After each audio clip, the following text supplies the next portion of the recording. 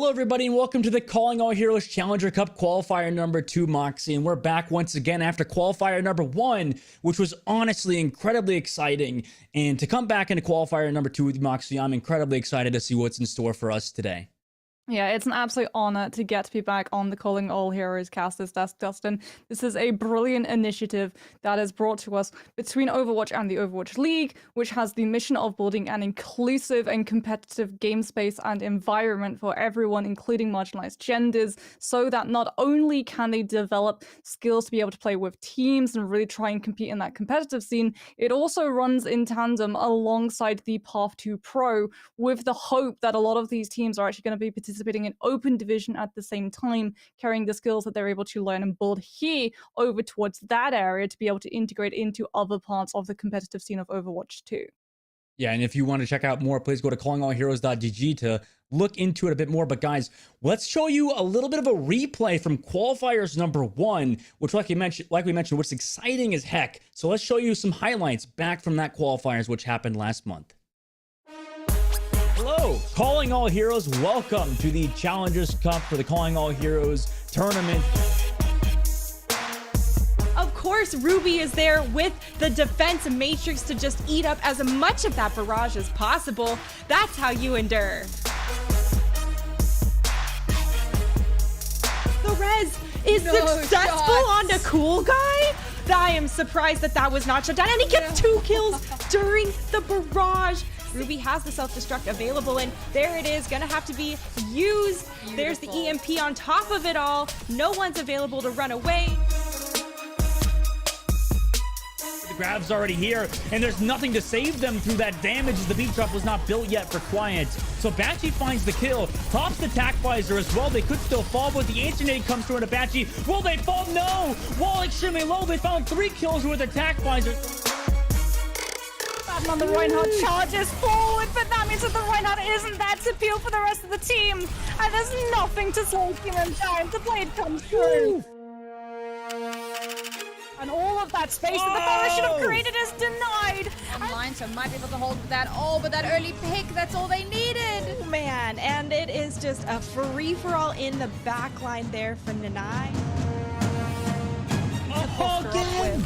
What a barrage to pick off Bun early. They also got the Suzu on them early. That's a 3K for Fawn. Damage orb comes through. Coalescence to catch on to the players and make sure that Polaris, even with the Graviton, have no players in position to be able to capitalize off of the battlefield. Coming in full control of Choke. Graviton, the second Polaris show their face. They try and use the rush, but it's a little bit too late. The animation startup finishes, but the team is already in pieces. Congratulations to Altoria Artemis for winning the Challengers Cup qualifiers number 1.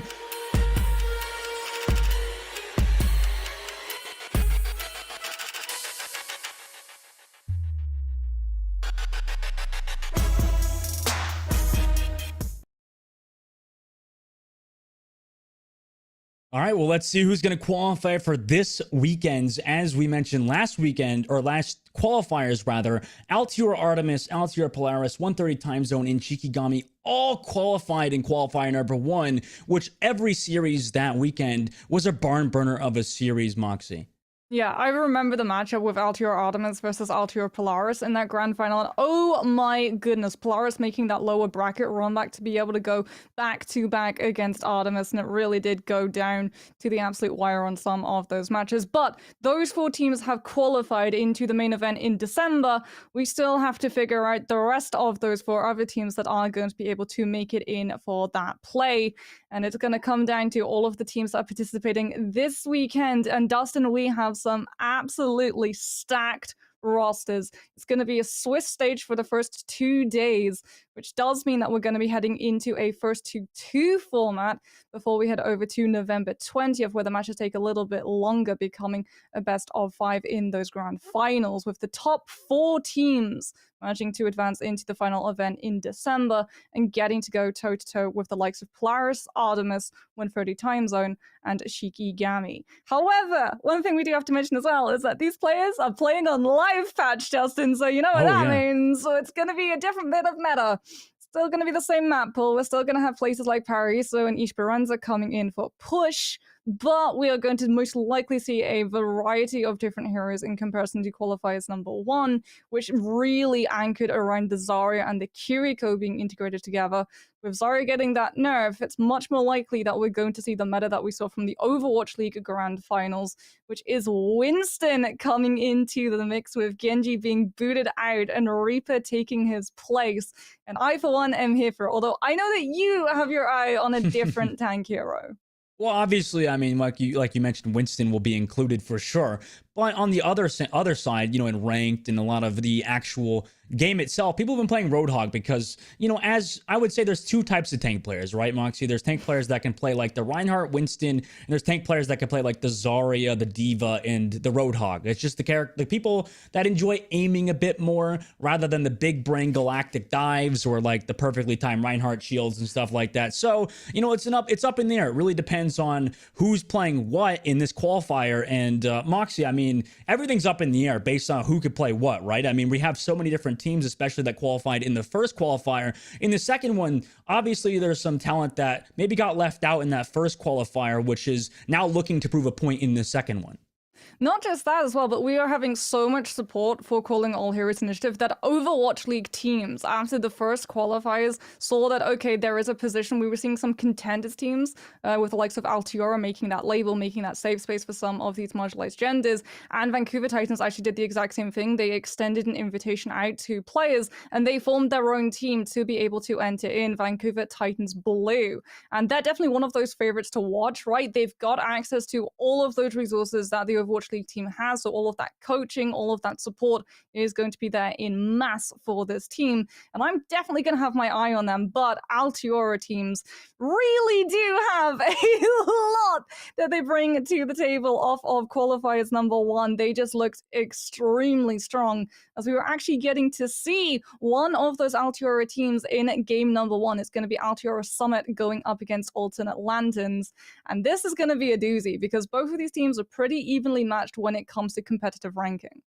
Oh, yeah. It's going to be scary to see who actually can come out on top because it's a first to 2. So really, it's not like an extended series where you get to see these teams really going really far into the brink of losing because they'll have chances, right? This is just a Swiss qualifier. So, after this, they will have to continue to push forward, hopefully end up with a good record because, at the end of the day, you still have to play your matches. You have to do well in the Swiss before you go into the actual playoff for this qualifier. But both teams, like you mentioned, are expected to do well. And with the first match being this one, Moxie, like you said, are you excited to see this series or what?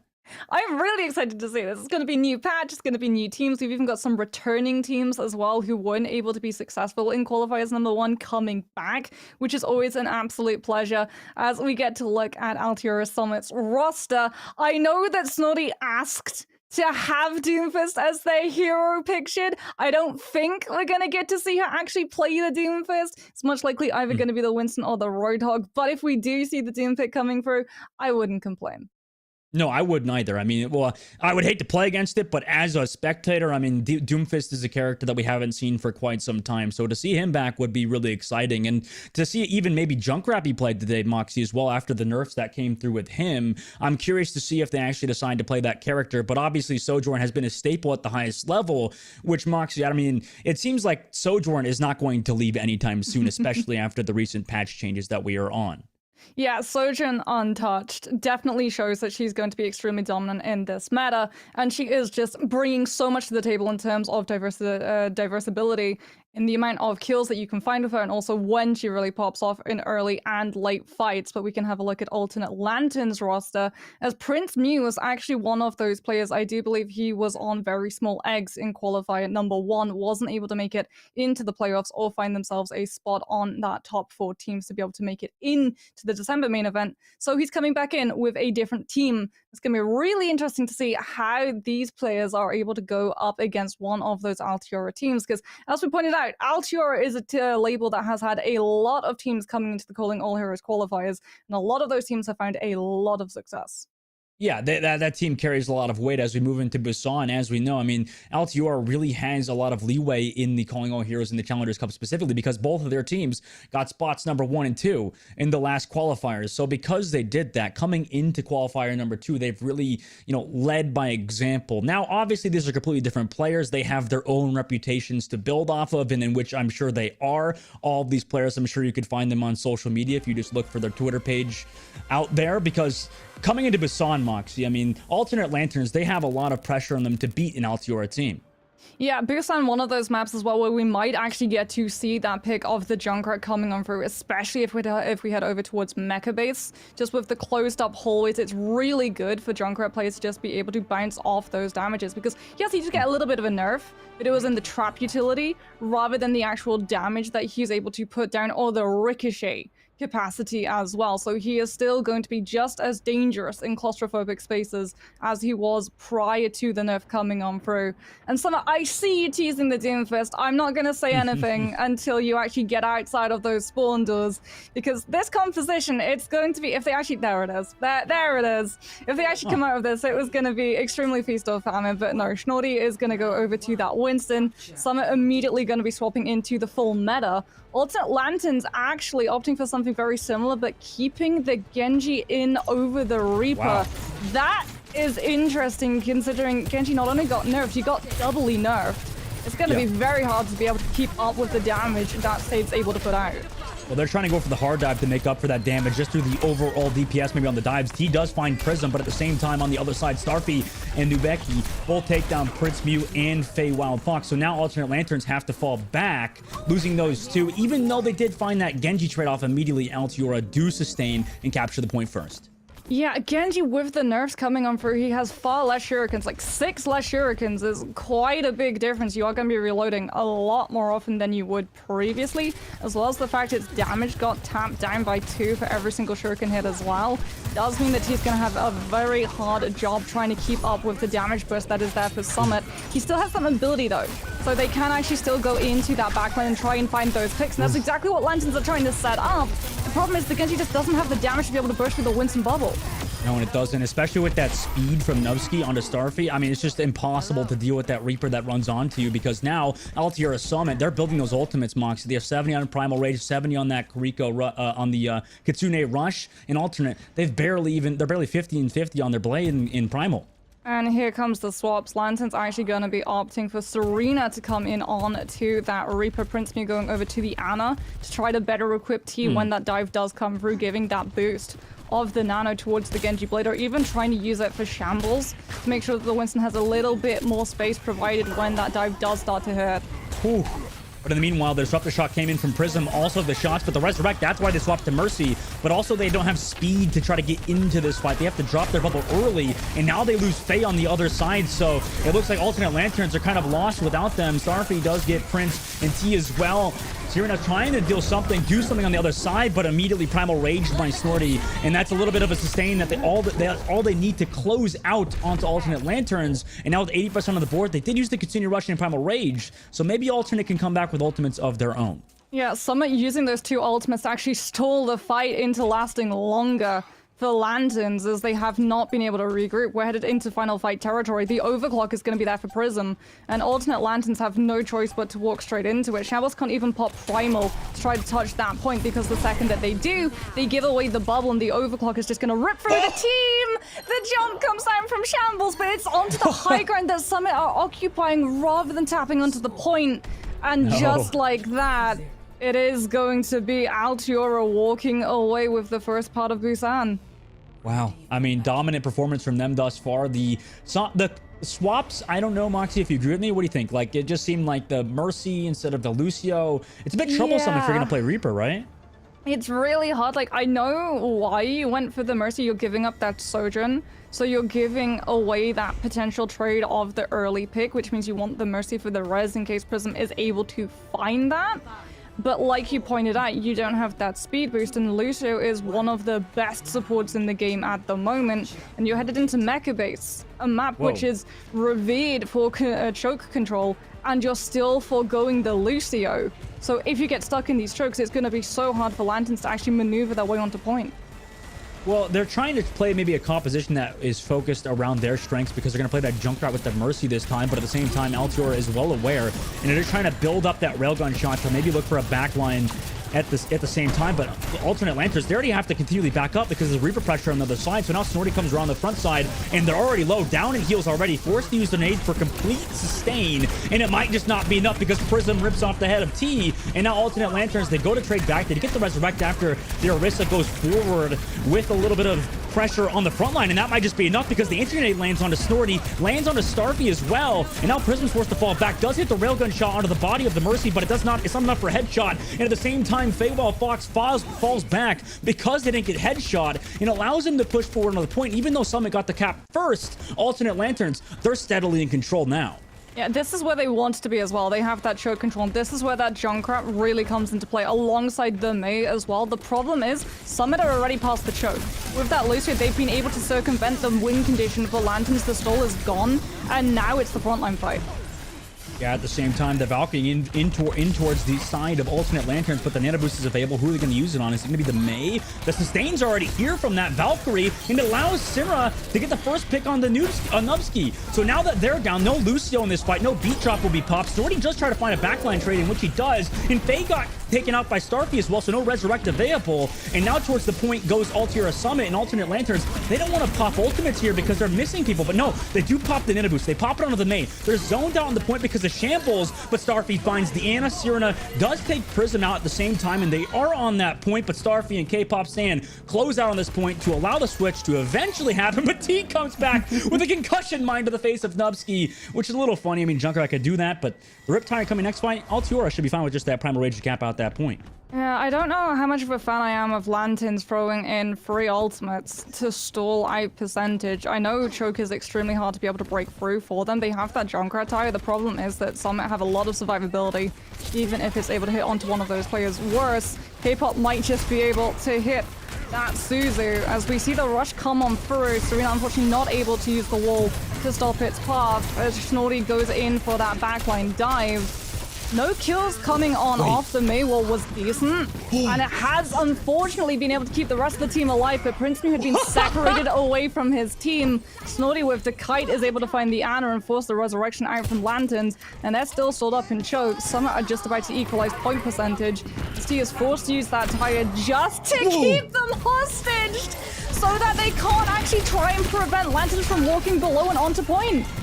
Starfy got slept in the meanwhile. Prism does take Serena down. So now Prism's popping that overclock onto the front line, just looking for backline damage. Gets Prince Mew. The resurrect can't be used either. K-Pop Stand takes down Faye Wild. Now Shambles and T are the only ones left in the point with no sustain. They do have a lot of bursts, but it's not enough to sustain through Altira's damage. Summit able to just keep that sustainability at the moment. K-Pop San does actually walk into the Junkrat trap, but there is no follow through, so the Kiriko will be able to survive. As Summit about to hit towards that 90%, Lanterns without an ultimate, barring that Valkyrie, going to have to try and use it to keep everyone alive and just throw themselves onto point. The Orisa Javelin to try and make sure that Summit aren't able to find a pick as they move through from choke. The Valk to be able to touch point. Lanterns have been able to hit in towards overtime if they're able to keep themselves in, but there's the Sojourn, the burst damage absolutely ripping through this team. And it's just the Mercy heals. Even with a Valkyrie, you're not going to be able to chain link everyone up in the face of a Death Blossom. No way. Altiora Summit easily take map number... Whoa, not just yet. Prince Mew comes back, thinks they have something to say about it, but Altiora Summit with a pretty clean map number 1. However, it was a bit of a fight in round number 2 for alternate lanterns, but Altiora Summit are going to take Busan, giving the 1 map advantage coming into map number 2. Yeah, I think my main concern isn't just what we saw on control point, it's the composition that is going to be available for alternate lanterns.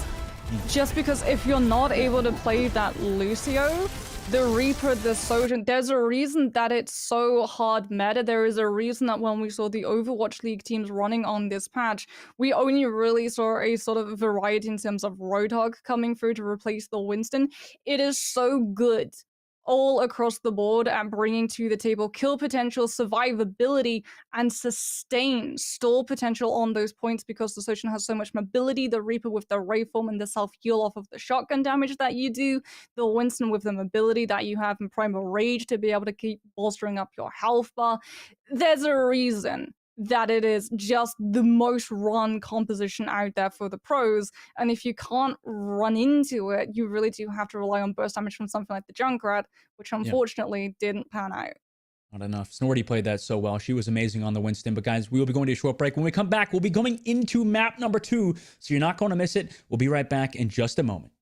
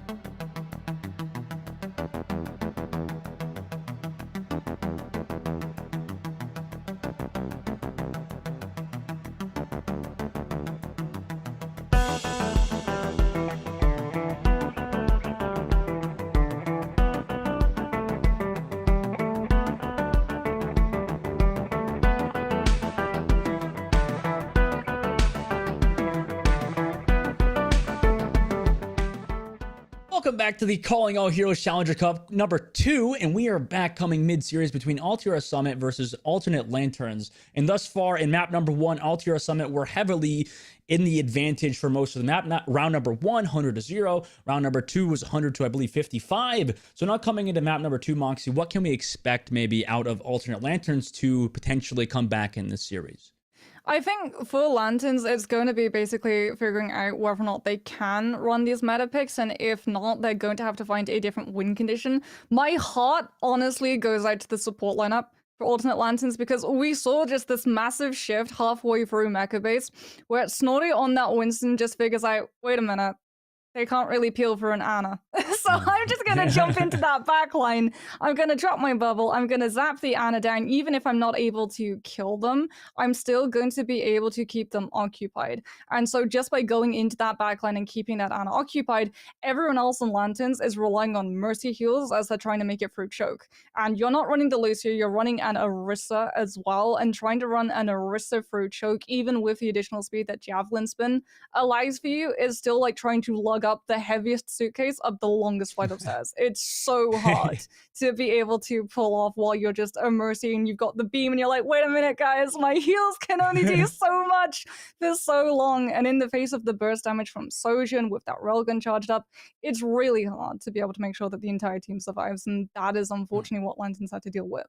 Yeah, and what does Prince Mew do, right? I mean, they have Snorty just running all over the backline, like you mentioned. It's just so hard to deal with it. I mean, they've been so good. She's been amazing on Winston, that's constantly putting pressure on that Ana, forcing Sleep Dart out, forcing the Ana to come the Mercy to come heal the Ana, and then you're zapping both supports, right? It's that pressure that Snorty's been providing to actually allow the rest of their team to push forward onto alternate Lanterns and not provide that space. And I liked how you mentioned, Moxie, how the team needs to find maybe some sort of meta or composition that is off meta that maybe suits their playstyle. T, obviously, in maybe swapping over to that Junkrat to maybe allow that spam to actually come through. But after the nerfs, Moxie, I'm not sure if you even want to play Junkrat, even with the, I guess there were slight nerfs with the Junkrat trap, activation time, but I'm not sure if that's the composition they're looking for. Yeah, I think for Lanterns, they either need to commit to the Kiriko or they go for something like this Baptiste. I'm a big fan of if you find yourself being dived, like now you can't swap towards the Brigida because you don't have the shield bashed on to try and survive. Just make sure that you have the lamp that you can actually stick with your team rather than being isolated and zoned out by the Winston. As it's not a Winston that they're going to have to deal with this time around. Dustin, you get your wish. Ooh. We're heading over to King's Row and Snorty is off the monkey. She's still going to be playing a different animal though. She's playing the pig. Is he a pig? Is he a pig, or is he a man in a pig suit? You know what I mean? It's up for debate. I guess he has a couple pig skins, but unfortunately this one, Snorty, not running for that skin, unfortunately, but they're hiding in the hotel, Moxie. No way they do this. Alternate Lanterns are not expecting it. They come through. Snorty gets the hook, but the internet comes through, and it lands onto 4 of them, Moxie here. Starfy had to back up, use the shift, and now they're forced to back up, so Alternate Lanterns, actually pretty good scouting from them. Yeah, Lanterns were expecting it, actually. You can see Shambles going for the spy check. They don't see anyone in choke, and they immediately, that's the warning signal start to come through. So the Diva looks up. The anti-nade is gorgeous onto Snorty. The one thing that counters the Roadhog is, of course, that Ana anti-nade. And for Prince Mew, if you landed onto the Roadhog, even if it's immediately used by the Suzu to get cleansed, it's still a good utility kit. Unfortunately, though, the Sojourn damage is just better. Immediately, the Widowmaker is just sniped out of the Purge. And it's immediately actually going to force the swap off the Widowmaker back onto that Junkrat for the burst damage to try and keep pace with Prism. And Serena's going to be on that Junkrat. Yeah, unfortunately, that Widow matchup is very hard to actually deal with the Sojourn when she's fully charged up that railgun. But in the meantime, Starfy forced to use the Reaper shift to get back to their team. And at the same time, this fight has become a bit neutral game for Altiora, as Alternate Lanterns looks like they're going for more of a flank position over the top set of Clock Tower, but everything is in shambles for Shambles as they get hooked away. But nice nade from Prince Mew to keep their team alive. Building that Nano Boost, it should be the first thing on the field, but if Snorty builds up that Roadhog ultimate, Moxie, it's going to be dangerous for Alternate Lanterns, but Snorty doesn't even need that. They got Serena on the other side. Starfy finds Wild Blocks. The Sleep Dart Kid come through from Prince Mew, but it's not enough on Ana with Snorty's running into your back line. 3K for them so far. Make it a 4K on the Shambles. Roadhog ult to close out on the things for Altiora Summit.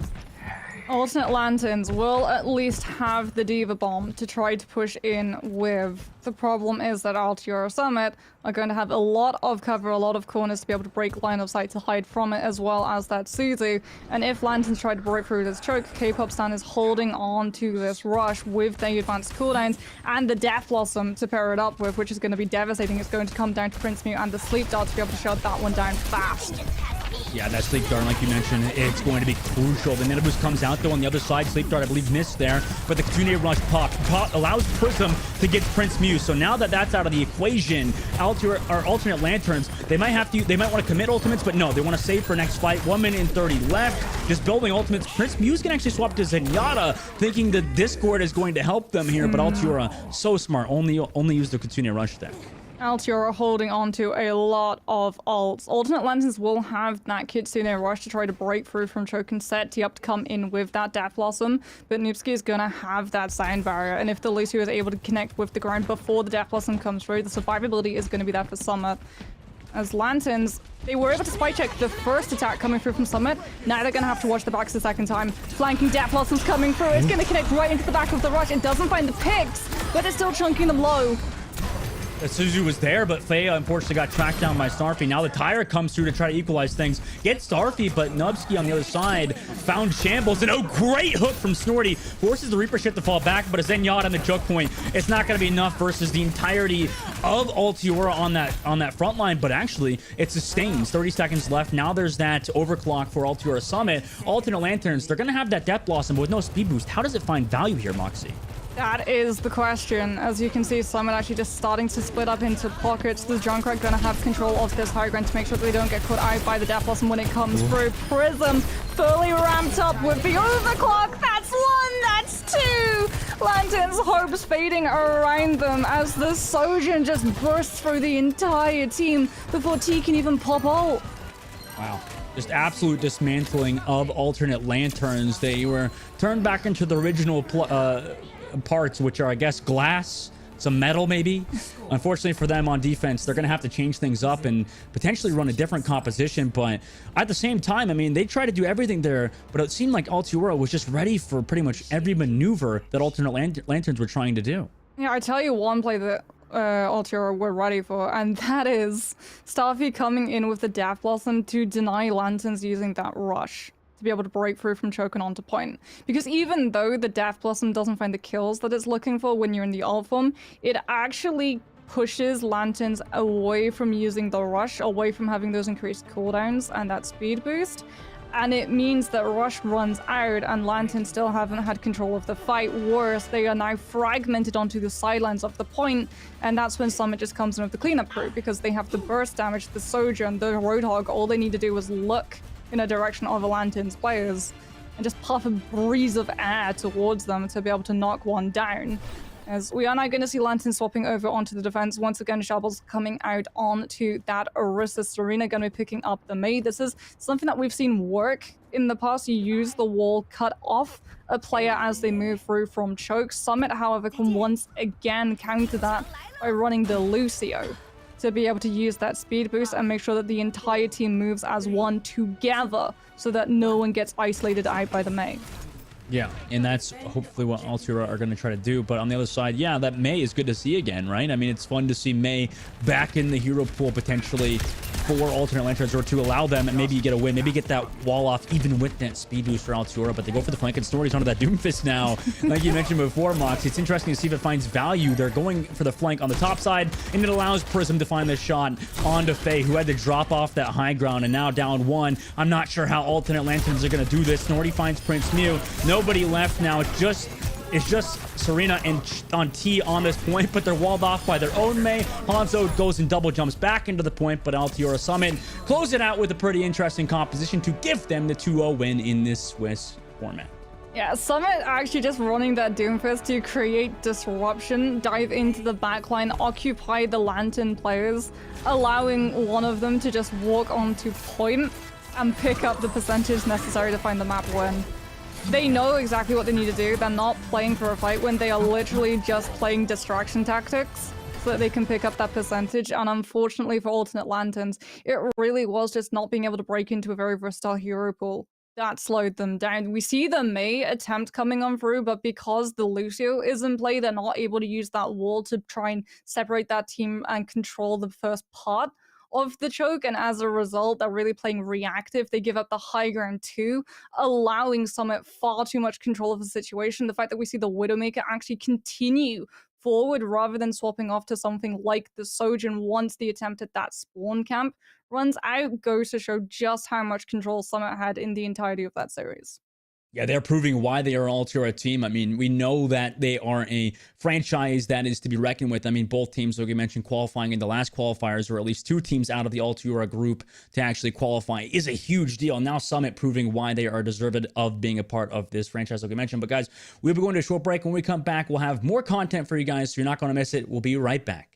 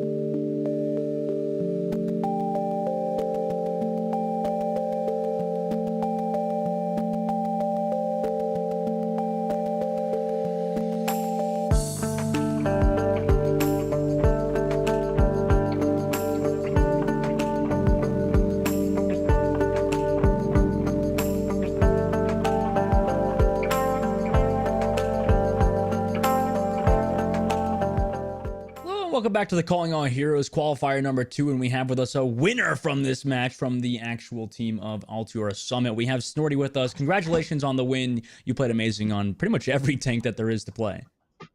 Oh, that's really nice of you. Thank you. I didn't know what was happening, to be honest. I just played my best. You couldn't tell. You did an amazing job. On Winston especially, on Mega Base, isolating that Ana was just chef's kiss. But speaking of all of the tank heroes that we actually got to see you cycle through, how does it feel as a tank player having to move over from something like the Zarya focus on qualifiers number 1 to having to pick between Winston and Roadhog in qualifiers number 2? I couldn't welcome the change more. I mean, I like Zarya, don't get me wrong. I play all the tanks, but I mean, Winston is probably my second favorite tank. My first one is Doomfist, to be honest. So I fully welcome that change. And let me tell you, when Doomfist becomes not even meta per se, just viable, I'm hitting those teams, you know. Well, yeah, Doomfist is a pretty hard character to play against. Even now, honestly, have you played a lot of Doomfist in like ranked potentially to potentially practice for if Doomfist ever does become meta? Yes, I've actually been like, I actually have this whole like Doomfist training regimen right now. I feel so embarrassed saying this, I'm gonna be honest. But like I've been like, so I've been trying to do mouse sensitivity, and I've been basically trying to work on the hit scan part of the hero, you know, because the abilities is one thing, but like if you hit those headshots, Doomfist is like a fatal source of damage. So that's the current angle I'm looking at right now. But yeah, I have like a stupid amount of hours on Doomfist to answer your question. Like I fell in love with that character as soon as it launched, and then a lot of people disagree with me, but I really like the tank rework. So yeah, I've been hitting Doomfist really hard. So a lot of the time, we actually have tank players being sort of the ones that call the shots and give communications to the team on when to push in and what they think is about to happen. Are you the IGL for the team, and are you calling out what you think is going to happen and when the team needs to push, or is it someone else's role on the team? I'm doing a lot of the calling, but I don't know if I would say I'm like the main person. I did make like a lot of like calls for like plays and stuff, but it was never like like anyone can call the position really, and as soon as I hear that position call, I usually listen to them and we go that way, you know. So yeah, kind of. Like oh yeah, keep going. Yeah, so it's like a team kind of effort, pretty much. Yeah. Huh. Well, yeah, sorry. I mean, you guys. Oh no, you're good. I mean, you guys played that amazing. Sorry, so I in have that like series, communication issues, but like oh yeah, I was like mostly calling like where I wanted the team to position and like the openings I was like looking for before, because like something we practice a lot is calling for the plays before we actually do them, and that's something we had to like go our way to practice because it was a bit of our like problem points for a while, but we're doing really good at it today, and I'm proud of my team for it. yeah, it looks so smooth. Well, congratulations again, Snorty. Thank you for coming in for an interview. Congratulations on the win, 2-0 for you guys. Pretty clean win. So hope to see you again in the Swiss rounds later on. So congratulations once again. Thank you very much. Hello, Snorty from Altiora Summit, and what a win for them, Moxie, over Lanterns, Alternate Lanterns, which are a good team, and somehow they just really dominated and blew the waters out of Altiora Summit. I mean, Altiora, sorry, Alternate really Lanterns. good. Really good adaptation coming through from Summit to be able to get to grips with the new meta as quick as possible. And I think it really is going to be the storyline for the entirety of these qualifiers, whichever team has been able to adapt into this new meta and be able to flex between the two different heroes of tanks that are really viable, as well as being able to swap up the DPS lineup but still keep the Lucio and the Kiriko in play, are really going to go far in these qualifiers. It is going to separate a lot of these teams from those positions at the top of the leaderboard. Oh, yeah. And I think that we are going to see a lot of that separation eventually come out as the weekend goes on. But guys, we'll be going to a short break. When we come back, we'll have some more Calling All Heroes Challengers Cup content, and you're not going to miss it. We'll be back in just a bit.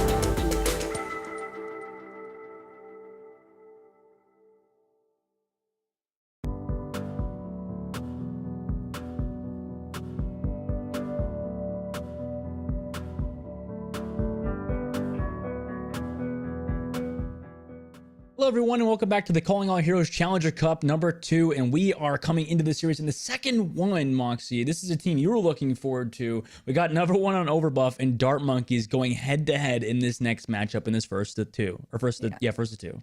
It's not quite my dream matchup of Dart Monkeys going up against Vancouver Titans Blue, but do you know what? I'm just so happy that we get to see Dart Monkeys in action. This is a team that when they announced their roster, it created waves. Everyone was like, oh my goodness, this is going to be a dream team coming on through. We've got streamers, we've got contenders players. It's going to be a very stacked roster coming through for Dart Monkeys. Number 1 on Overbuff, though, having a pretty good roster themselves. A couple of those players having participated and coming third in the Overwatch Empowerment Cup way back in February. So I think we're going to be getting a pretty good matchup. Oh, yeah, I think so as well. I mean, both teams really, it depends on what compositions they're going to run. I mean, with number 1 on Overbuff, are they going to run that Winston composition, or is Dart Monkeys going to run that Winston composition with that Reaper, with that Lucio, with the Rico?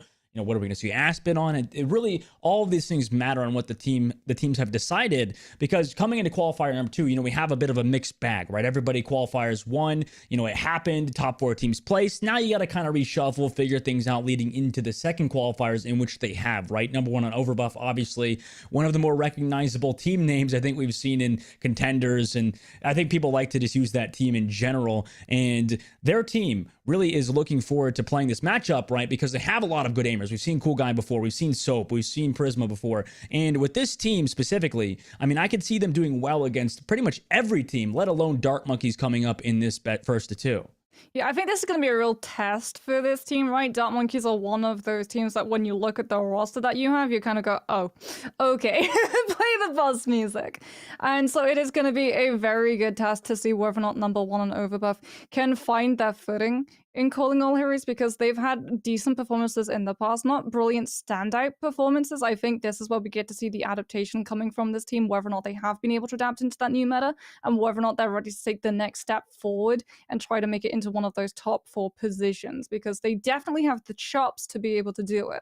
The problem is they have to try and make it past Dart Monkeys, a team that when we look at this roster, yeah, it's pretty recognizable. Moving Fish, the tank player for Redbirds NA, Barcode, Zemred, Aspen previously on Pirates in Pajamas, SK, this is going to be a gargantuan matchup, a very large mountain for number 1 to climb if they want to be able to live up to that namesake. Yeah, Dart Monkeys, obviously the content farming team, as we would call them, right? They're in here, and hopefully for them, they do well. I mean, I'm sure they would like to, but generally, I'm sure they just want to do well and have fun, honestly, because that's really what it's all about, right? When you come in the Challengers Cup, you know, it depends. Things can change. You know, you can go up or you can go down, and obviously winning solves everything. But as a team, as a unit, the number 1 focus should always be, when you play a competitive video game, when you play any video game, at least mine these days, maybe I've turned a bit more of a casual, is to just have fun, right? Coming into this matchup, I'm sure we'll see SK on Lucio probably playing like a, I don't know, Flanco Lucio or something like that. I mean, hell, I've seen SK playing ranked. They've played against SK recently, and she keeps playing, you know, I think Bastion, when I see him with Seagull and with Emong and them, they're just playing everything in the sky under the blue moon. So really, at the end of the day, I'm sure that they're just going to have fun with whatever they're playing. If you want to play aggressive Reddit Lucio style in Overwatch 2, does it really work, Moxie? Do you think the aggressive Lucio style works? So on a map like Ilios, probably would. I mean, is there really any other way to play Lucio at the moment other than aggressive? This is the thing. Support heroes have basically had to go, okay, we can't just be only heals. We have to really hit the damage numbers too, because unfortunately, if you do just play for support, like, you're not gonna be able to have the ult charge necessary to come into those fights. Silent Barrier is so instrumental in being able to sustain through some of these matchups, and you really need your Lucio to be constantly outputting the damage and also diving in. And the first meta that we saw, it was the Lucio wanting to dive with the Genji. Now it's much more of a matter of that Lucio providing the space for the Winston to be able to freely get into that backline and freely escape as well. Because when a Winston goes up against a Sojourn, and that bubble has 200 health less than it did in Overwatch 1 as well, that bubble breaks extremely quickly, and the Winston's health bar breaks alongside it.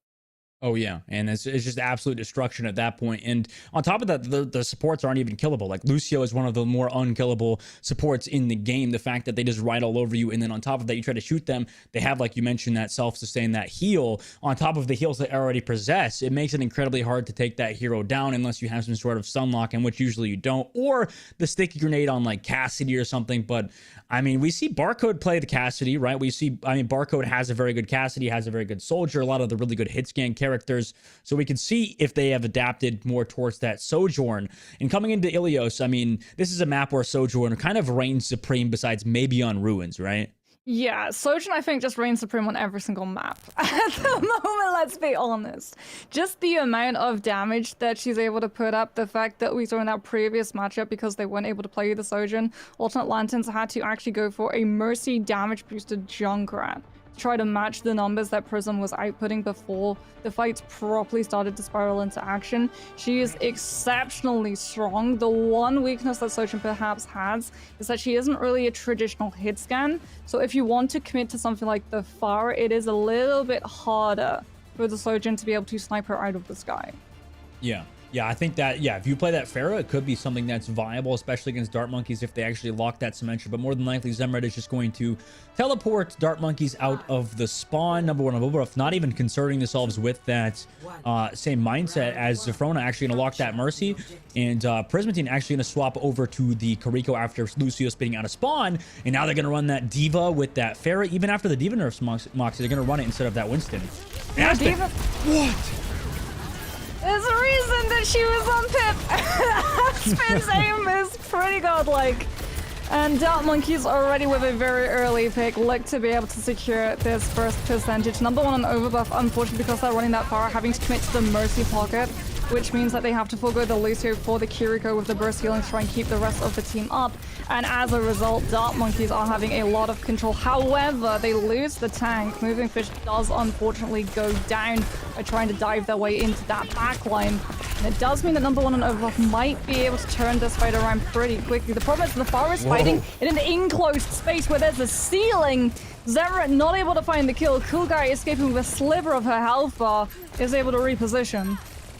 Well, they're still alive as well, but no, there goes the railgun shot into the sky after the shift. Saffrona could go there for the resurrect, but wait, Turing somehow slammed Aspen with a remake, so that held perfect timing for them. Moving Fish taking a lot of damage here on the front line, but Zemret comes in to support their Winston to fall back. Now Cool Guy has to come back with that barrage after a resurrect couldn't come through. Now the Valkyrie also available. Dart Monkeys, they don't have any ultimates here, Mox. They're gonna have to build coming into this Valkyrie, but here's the barrage, doesn't find any value. Moving Fish goes low, however, no fall through damage onto them. They heal up back to full HP due to Aspen's heals. In the meantime, on the front line, Zemret forced to shift, gets chased down by Cool Guy and Turing. At the same time, Soap drops the pulse bomb, forces Moving Fish to jump into the air, build that Primal Rage, in which they do on the other side, which has the point still in control, as Primotine does pop that Kitsune Rush onto the other side. Cool Guy takes down the Sojourn, a Barcode as well, as they drop into the pit to avoid damage. Cool Guy still pumping with that Kitsune Rush into the back line. It's just so much damage. The Suzu has to be used onto SK to keep them alive. Aspen popped their own Kitsune Rush late,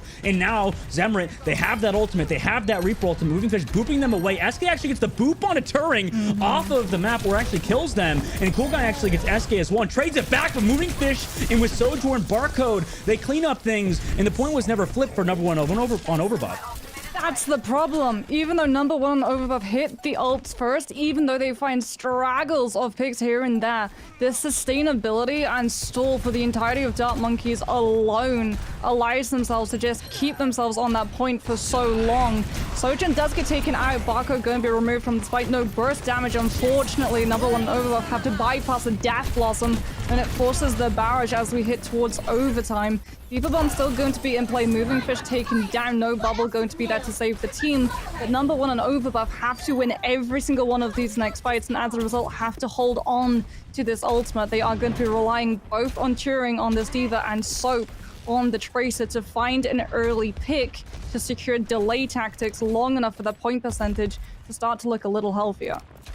20% only on the board for them. They have to build up. There you go. There's Soap to find moving fish early on. Drops pulse bomb to zone. No resurrect available because they're not running Mercy. Only number one on overbuff is another side. Turing has that Diva Bomb. I'm going to hold it till they actually need it most. Cool Guy finds Zemra, and this is what you talked about, Moxie. That Pharah can really do a lot of work against this Sojourn, where she kind of needs those railgun shots to do anything to deal with this Pharah.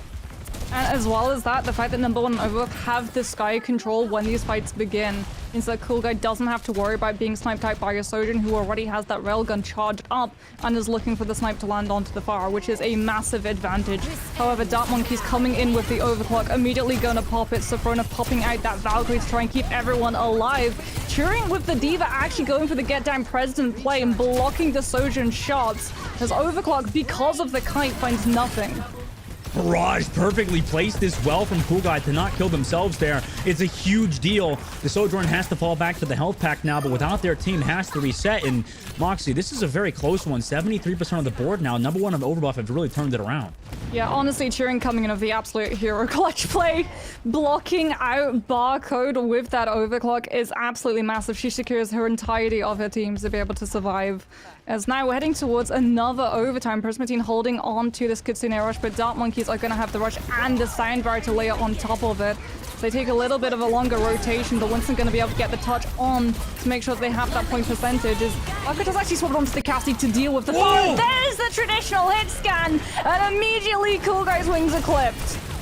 Yeah, and that's amazing shots from Barcode, and also in that Kitsune rush just pumps out tons of damage. Last second, it looks like they closed down things. Number one on overbuff, they used all their ultimates in the previous fights, and unfortunately too far of a deficit to come back from, but a close one at that. Number one on overbuff should feel proud about leaving it that close coming into the next round. I'm sure they can be confident that they can actually, if they cap the point first, hold the entire time. Yeah, honestly, the fact that they forced Barcode onto the Cassidy speaks volumes to what the Pharah is doing. And I just worry that Barcode is going to stay on the Cassidy, and as a result, the Pharmacy is not going to be finding the same value. The good news for them is that it's Ruins that we head to next. So it is going to be number one on overbuff, giving away that Pharmacy to go for the hard meta. Reaper, Sojourn, Kiriko, Lucio. As Dark Monkeys, anticipating a Pharmacy, may actually lock in this Cassidy to be able to use the hit scan and deal with Sky Control. But no, it is going to be swapped to that Sojourn. Summerite going for the Symmetra just to give a little bit of speed boost for Dark Monkey to be able to tap that point first. Okay. Well, now they come back into a mere fight this time. Number one on overbuff actually on the other side. They're actually going to group up as a unit, and at the same time, Barcode's getting a lot of charge, looking for that railgun shot on the squish in the back line. Unfortunately, won't hit it, but they're going to keep building up that railgun shot now. Avoids the headshot as well on the other side. Has to get healed up by Aspid, and Zemrit is the first one to find Turing on the other side. Forced to use shift is Zemrit, but they're all nice and healthy, and Zemrit and Aspid take Soap out as well. Number one on overbuff, dismantled by Dark Monkeys as they reset first fight. This is the advantage with a Symmetra teleport when one team uses it and the other team doesn't. Positioning for Dark Monkeys. Barcode is able to immediately occupy themselves onto high ground, so that when the fight starts to spiral through, number one and overbuff are having to drop things like the Winston Bubble and the Kiriko Suzu a lot earlier than Dark Monkeys are, and as a result, because those abilities burn out, they start losing players once they don't have them available. As Moving Fish goes too deep, will not be able to get bailed out by the rest of their team, and this should be number one on overbuff starting to move forward. Barcode won over, a flip potentially coming through very quickly. Unfortunately, this has been a problem for Moving Fish. They just take too much damage. Dark Monkeys have to reset now with only 30% of the board. It's a little bit different than the last map on Well, where they got it all the way to 99 before they were actually contested, and number one on overbuff actually flipped the point at 35%. That's sort of the advantage with teams when you're all clumped up and coming out of spawn together. When the Winston dives in, everyone is bunched up to be able to just absolutely blitz the health bar down. There's a very early rush coming through from number one and overbuff, trying to make sure that they're able to push onto Dark Monkeys as they respawn, not allowing them time to be able to try and push in with this overclock and get that flip. Number one and overbuff after this Kitsune era should be able to equalize point percentage, but Dark Monkeys answering back with a rush of their own once Prismatines runs out. Yeah, the beat drop committed. Does it save Cool Guy? Yes, it does. Perfectly placed from Sofrona to cancel out Moving Fish's Primal Rage. Now they have to back up, though. They actually built it last moment, but now Barcode, they got the overclock. Looking for a squishy in the backline. Has to find their counterpart in Cool Guy, but Cool Guy's actually zoned off by Moving Fish, but Moving Fish taking down low, and Turing is the one to find the fall-through damage, but Cool Guy is taken out by the Disruptor shot of Barcode. Meanwhile, Reaper comes out from Zemrit. Do they live? Yes, they do at 1 HP, but at the same time, they're getting healed up, forcing a lot of resources to be pumped into them. The Primal Rage from Turing just to delay the point. Is it enough to deal with this Reaper? It might not be, because SK finds Prism. SK also finds Sofrona as Zemrit chases down Turing. They'll flip the point once again at 63% for Overbuff. Now Dart Monkeys are in control. Yeah, but Dart Monkeys, look at the ult economy. They had to throw everything of their resources into that fight, Dustin, and as a result, number one and Overbuff are coming in with a Kitsune rush, and Dart Monkeys have nothing. They don't have a rush to try and counter it with, they don't have a sandbag to try and sustain through it, and they really don't want to afford that point flip because they're going to get stuck and choke. Yeah, the rush available here. It's usually been fight winning. Now Prismatine has to drop it early. They already go into the point, like you mentioned, that deficit is too much for Dart Monkeys. They're just going to keep backing up. Use that Suzu, perfectly timed for Aspen. But do they have the sustain after that? Now the shot is available for Barcode. Looking for a backline. Can't find it. Cool Guy's the one to find the Lucio. And that should open things with no ultimates here. Sofrona does find Moving Fish. The damage output is there from Dart Monkeys. But unfortunately, they're still going to have to go with the point. And number one Overbuff actually swap it, even though Barcode finds Soap. Dart Monkeys actually played that probably as close to perfectly as they could. They keep SK on that point, so number one and Overbuff off of just using the ultimate don't find the flip. And as a result, Dart Monkeys are actually able to stall up to 75%. Aspen's coming in with a rush. They're going to have Death Blossom and Primal Rage to be able to play around with, and because number one and Overbuff weren't able to find the damage they were looking for with that Kiriko ult, they don't have the ultimate economy deficit they were looking for. No, they just get ran on. Now the Suzu's forced already from number one Overbuff. Turing taken down low. They're going to have to pump resources into them, and Cool Guy's the one to get ran over by Moving Fish as well. They're going to flip the point surely here. It's a matter of how fast can number one on Overbuff reset, Moxie. Can they even reset? Because Dart Monkeys are holding on to this Death Blossom. The second number one Overbuff tried to group up. They're going to run into Moving Fish, who's going to get a lot of early damage. Barcode as well set up on the high ground. Zemrit going for the teleport into the backline is going to drop down into every single one of the players. The Disruptor shot to make sure that the Reaper isn't able to move forward fast enough to be able to actually hit onto the team has secured number one and Overbuff a chance at being able to flip this point. Yeah, they have that overclock now for Cool Guy. Cool Guy's going to have to go up because Zemrit found Prismatine. Now you're down your main heals, but Soap! Reaper finds SK, finds Aspen, the backline, who's been doing so much for Dart Monkeys, and Cool Guy to find the follow-up shots with Turing on the Monkey, on the Winston. They close out on Ruins to tie this series, and we're going to round number 3. Oh my goodness. The turn around coming through for number one is not expected from Dart Monkeys. They think with that Death Blossom they're going to be able to stall them long enough that no one's going to be able to touch that point. Or that if they do, it's going to be a desperation throw a body onto the point to activate overtime. As a result, off of a gorgeous Disruptor shot coming through from Cool Guy to shut down the Reaper ultimate, they're actually able to get the cheeky flip, and it's Dart Monkeys on the backside having to turn around and throw themselves onto the point in the confusion, and they've already used the ultimates too, so they have no way of being able to swing that fight in their favor. As we head towards the decider, it is going to be a very close series indeed. Lighthouse coming into play. Number one and Overbuff sticking with this mirror matchup, not fielding that far. It worked for them in Ruins, hoping it's going to work again here.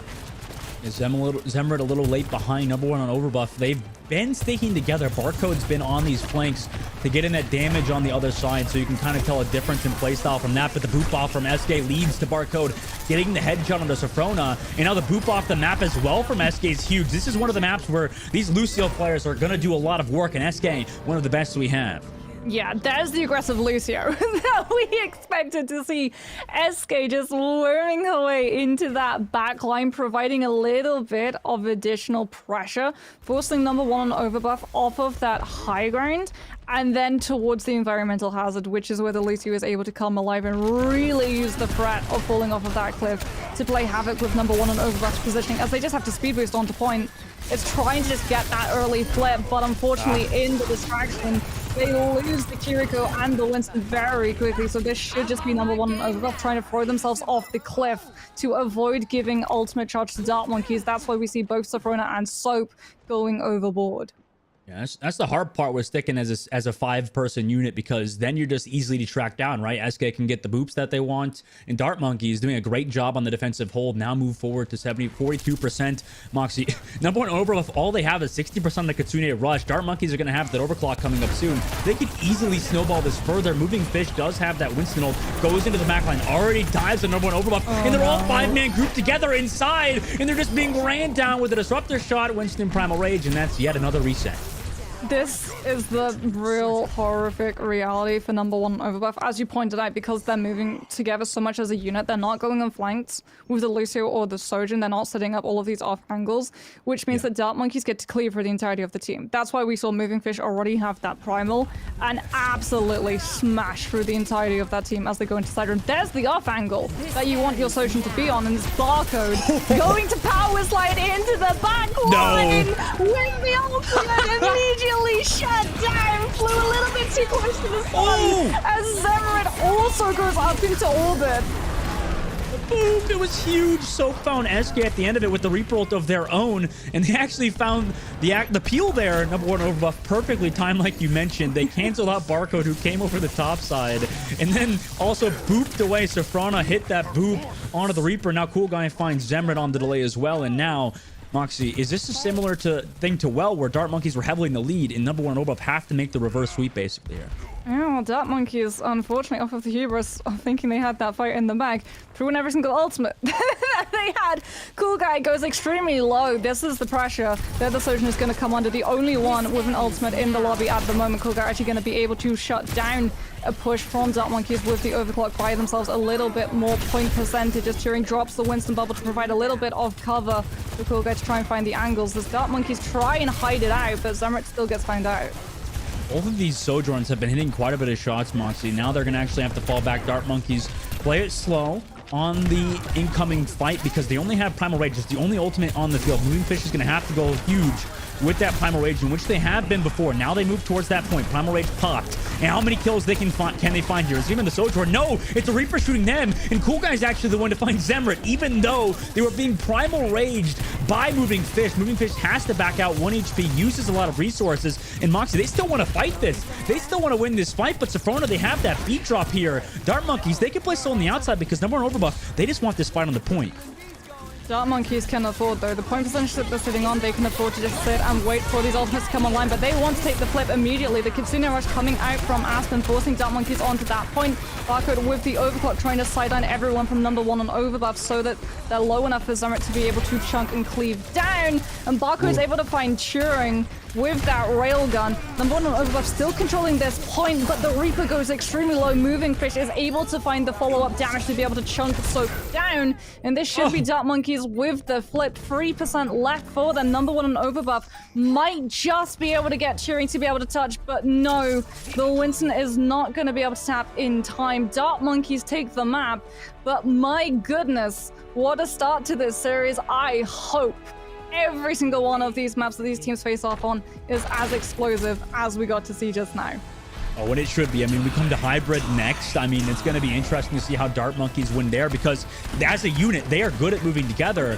But as you saw, Moxie, I mean, just in that last point onto Lighthouse, they just wouldn't leave the point, unfortunately. Turing tried to leave the point, as you saw, but nobody was there with the follow-up. They were just too, maybe slow behind. They couldn't find the actual engagement. They didn't want to actually follow through on the Turing's engagement because they just wanted to play on the point really hard. But guys, we'll be going to a short break. When we come back, Moxie, like you mentioned, on a hybrid map, this could go either way, so you're not going to miss it. We'll be right back in just a moment.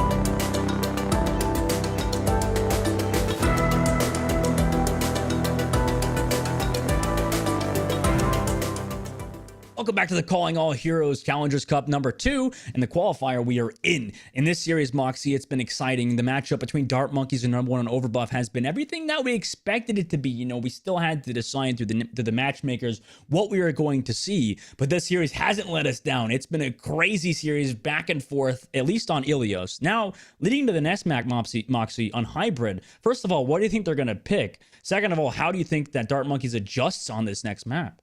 So I think King's Row is definitely one of those maps that is immediately in contention. The main concern for me is that if number 1 do pick King's Row, they are opening themselves up 2 flanks.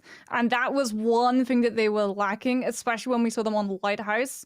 They were taken advantage of by SK a lot of the time. Barcode too, to an extent on that Sojourn, just using the power slide to be able to find those perches, hold that off angle, wait for the entire team to push through, and then immediately punish.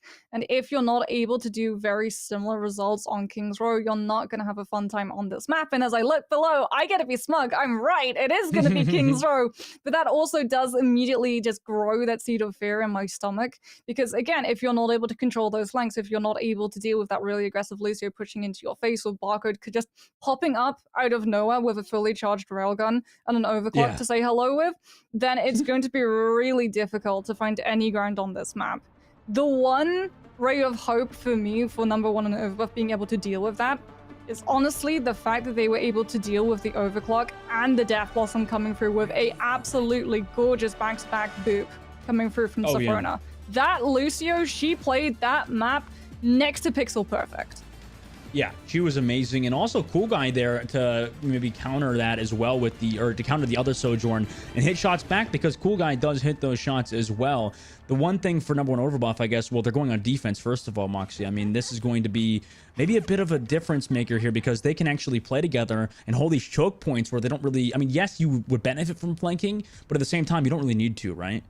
Yeah, I think the main concern is that Barcode on this Sojourn is just going to have that mobility to be able to immediately book it onto the high ground opposite point. Right, yeah. And if you lose control of that, you're going to be forced to pull back into Hotel. As we see Barcode just looking for that Widowmaker, going to immediately swap onto the Sojourn, not finding the insta-kill that they were looking for, as Dart Monkeys already off of the threat that Widow has caused have been able to move through choke. Yeah, and there you go. The 5-person group up of number 1 Overbuff allows Barcode to look for that left side flank immediately. Just get that railgun charge. Cool Guy tried to find the follow-up shot, but it's a lot harder in the situation they're in, because Aspen does what Aspen does. Finding the first pick of every map so far gets Cool Guy. Now Moving Fish gets Sophrona, and with that, it's over for number 1 Overbuff. Yeah, and again, this is one of the Achilles heels when you group up the number 1 Overbuff, when you're playing into that Sojourn, right? Because not only does Barcode get that left angle flank, she gets to fire into the entirety of the team.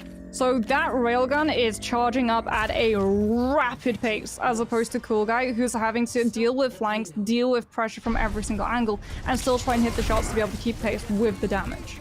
Yeah, it's one of the oldest strategies in the book, the hammer and the anvil tactic, right? I mean, you just get flanked immediately on both sides. It's really hard to deal with. And now Barcode has that railgun shot here on this front line, looking for backline. Number 1 Overbuff perfectly playing this corner, and now they can benefit from this. Both Sojourns at even angles. However, Dart Monkey are the one with the ultimates. Moving Fish is going to build that Primal Rage in this fight. They're looking to build it. Just go forward, take some damage, and then fall back. 90% on that Primal Rage. Now they push forward, look for the right click on the front line. Now they build the Primal Rage. They're going to go in surely in this next fight to create some space for the rest of their team. Now they pop the Primal Rage. Number 1 Overbuff. They have the Kitsune Rush, so they can sustain through this actually, but Cool Guy separated. No! They're the one to actually find Moving Fish with that Kitsune Rush, but Turing on the other side taken out as well. So now you're down both Winstons, but Cool Guy still healthy in this fight. Soap finds Barcode, and now Dart Monkeys. They have a Kitsune Rush, Moxie, but it looks like that Aspen's opting to save it for next fight, but no, she pops it now actually late. They have that Reap-Rolt as well. Aspen got traded. Soap finds SK. Now the Reap-Rolt, it's late, but it gets the phone and it gets Cool Guy, and somehow Dart Monkeys won off of the back of that Reaper and Kitsune Rush. Yeah, Dart Monkeys, they know that not only did Moving Fish go down before Turing, their spawn is a lot closer. So even if you go down after Kitsune Rush gets thrown, the team is still going to be able to benefit. Zemra is still able to push up and guarantee all of that space, dropping that Death Blossom to push number 1 on Overbuff back even further. The problem is it costs you the Rush and the Primal and the Death Blossom. 3 ultimates. Does number 1 on Overbuff come in with all of the cards in their arsenals to be able to use in this next fight? Dark Monkeys, as a result, have to get proactive. They can't play on the reactive. They start things off, but it means that SK is in the 2 forward position and gets sniped out by Cool Guy. Without the Lucio, they're not going to be able to cleanly disengage from Turing. No, Zimmer does find Soap, though, on the other side, so it's 1-1. Now that Reaper's taken out of the fight, Cool Guy does have that overclock ready to go for the next fight, but they're going to want to wait for Soap. Meanwhile, Moving Fish does not want to wait for that, actually, and actually finds Cool Guy through the entirety of their team. Even with both supports, with the pocket available, Cool Guy falls. Now Zemric gets Turing, Safrona as well, and somehow Dart Monkeys, even behind an ultimates, they actually come back in this next fight. Again, it's that trade game. SK goes down, Soap also goes down as number 1 over try and commit and stagger out the kills from Dart Monkeys, but the Lucio is just back faster. As Soap, have you been spotted out? They have to. He's checking. I guess so. He dropped. I mean, they dropped, so now they've dropped back into the front line there. Into third point, Reaper ult available. Overclock popped from Cool Guy to create some space, and Dart Monkeys are totally fine because Soap also popped that Reaper ult. So now, if Dart Monkeys don't lose anybody here, Zemmer might fall. But no, they're the one to actually get the kill. Cool Guy does have a huge disruptor shot, however, does find Aspen and Zemrit, but at what cost, Moxie? Oh my goodness. 2 kills to 1 disruptor shot. Coming on through for Cool Guy. This is number 1 in Overbuff trying to slam the brakes to get the Siren Song, the control of point C on King's Row. Stop the payload for the attackers at any point, and they just get stuffed up in these chokes, which is perfect for the Sojin to be able to farm. The problem is that number 1 in Overbuff have fallen for that Siren Song. They heavily committed in to trying to control that fight because they prize the stall tactics and the choke control over ultimate restraint, and as a result, they're only coming in with support ultimates in this next fight. Yeah, Tune Rush popped on both sides, so it's even, but Zemri with the Reaper ult makes it not so even. Gets 2, gets Cool Guy, gets Prismatine. Soap is also traded out, and so is Turing, and now 3 minutes and 24 seconds. Dart Monkeys are absolutely rolling through the rest of the map, and a Widowmaker swap, not really what you want for Cool Guy here, because they're the only ones that can touch. And the Tracer actually is the one to touch. Now, Cool Guy actually swapped the Tracer to opt for that, and Soap actually finds Zemrit. They pop the Suzu, they're on the point, but it looks like they're a bit too low. It's just that Lucio, it's just that Winston, and with those 2 alive, the beat drops here. Now Primal Rage, however, on the other side, but it looks like the Melt should be able to come through. No more armor for Turing. Cool Guy's here to touch a little bit longer, but Turing falls, and now the Tracer's the only one to touch. Cool Guy here just alone. Aspen goes low, forced to pop the Suzu, but they push it in at 2 minutes 50 seconds. Yeah, it's a nice stall, but it is only going to be a stall because, again, unfortunately for number 1, the ultimate restraint just slipped. The second we pushed towards point C, and there was more than 3 minutes on the clock available for Dart Monkeys, everyone on the side of number 1 just panics. They think as long as we keep winning this fight, we've thrown an ultimate in, we've already started throwing away ultimates into this fight, now we have to commit, and they double down instead of pulling back because they think we can still recover. Even if we throw all of our ultimates into this fight, we will have control of choke. We've seen teams get stuck on point C for 3 minutes plus if the defenders are able to stem the bleeding of that payload's movement. And it doesn't happen. Number 1 Overbuff aren't able to find the kills that they're looking for, and so all they can do is stall. All they can do is wait, swap to the Tracer, throw Turing on with the Primal Rage, and that only buys them a good 20 seconds extra because, again, they have no DPS burst because all of the ultimates have been used prior. Man, I mean, that was just unfortunate for number 1 on Overbuff, but, I mean, I guess you have to see it from their perspective, too, I guess. Like, maybe they thought they could win that fight, right? But unfortunately, it didn't pan out, and unfortunately, that's why you don't really want to play scrappy, right? Actually, like, unfortunately, sometimes when things get that rough, maybe you want to save ultimates for the next fight and not panic and use them there. Yeah, again, it's like you used ultimates, and so you want to win the fight to justify using those ultimates. So you use even more because you think that's going to cement the fight win. Because from their perspective, and it's absolutely right, if they won that fight, they would have been able to cycle back into them. They would have had that choke control. Unfortunately, we're living in this universe, not a parallel. And as a result, Dart Monkeys are able to finish off the map with 2 minutes and 50, and they have a win condition to the series. No Steins Gate today, but meanwhile, Barcode finds Cool Guy on the other side, and Barcode also finds Prismatine as well, and doesn't even need that railgun fully charged for the overclock. Just needs a railgun with the right click. Now they win these first fights, allowing them to already be 50% on that overclock. Oh, that's just salt on the wounds too. That Dark Monkey is not only going to be ahead in terms of ultimate charge, but Barcode's going to be ahead in terms of railgun charge. There's the ult fire coming through. Disruptor shots to make it even harder for number one on Overbuff to be able to make it out of this choke. As Cheering already falls extremely low, has to drop the bubble very early on as that fight, and immediately is chunked down.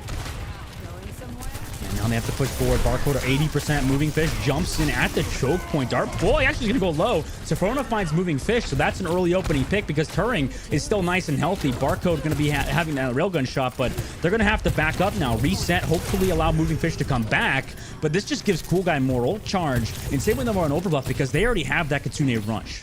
Dark Monkeys are still going to be able to get a contest going. Zamra is just waiting in Hotel to go on a little bit of a flank, get into that back line, provide the seeds of chaos so everyone else can move through from choke. Because Dark Monkeys are going to be hitting ultimates a little bit faster, but Prismature are actually going to be dropping that Kitsune rush to secure number one on Overbuff. The fight win. I love this, knowing that Dark Monkeys could potentially be coming back with a Primal Rage and that they might be able to stall the fight long enough for others to hit ultimates and win the fight out. Number one on Overbuff throw in the rush, secure it, and secure choke control as well. So one of the major stopping points on point B has now been denied from Dart Monkeys in the first fight.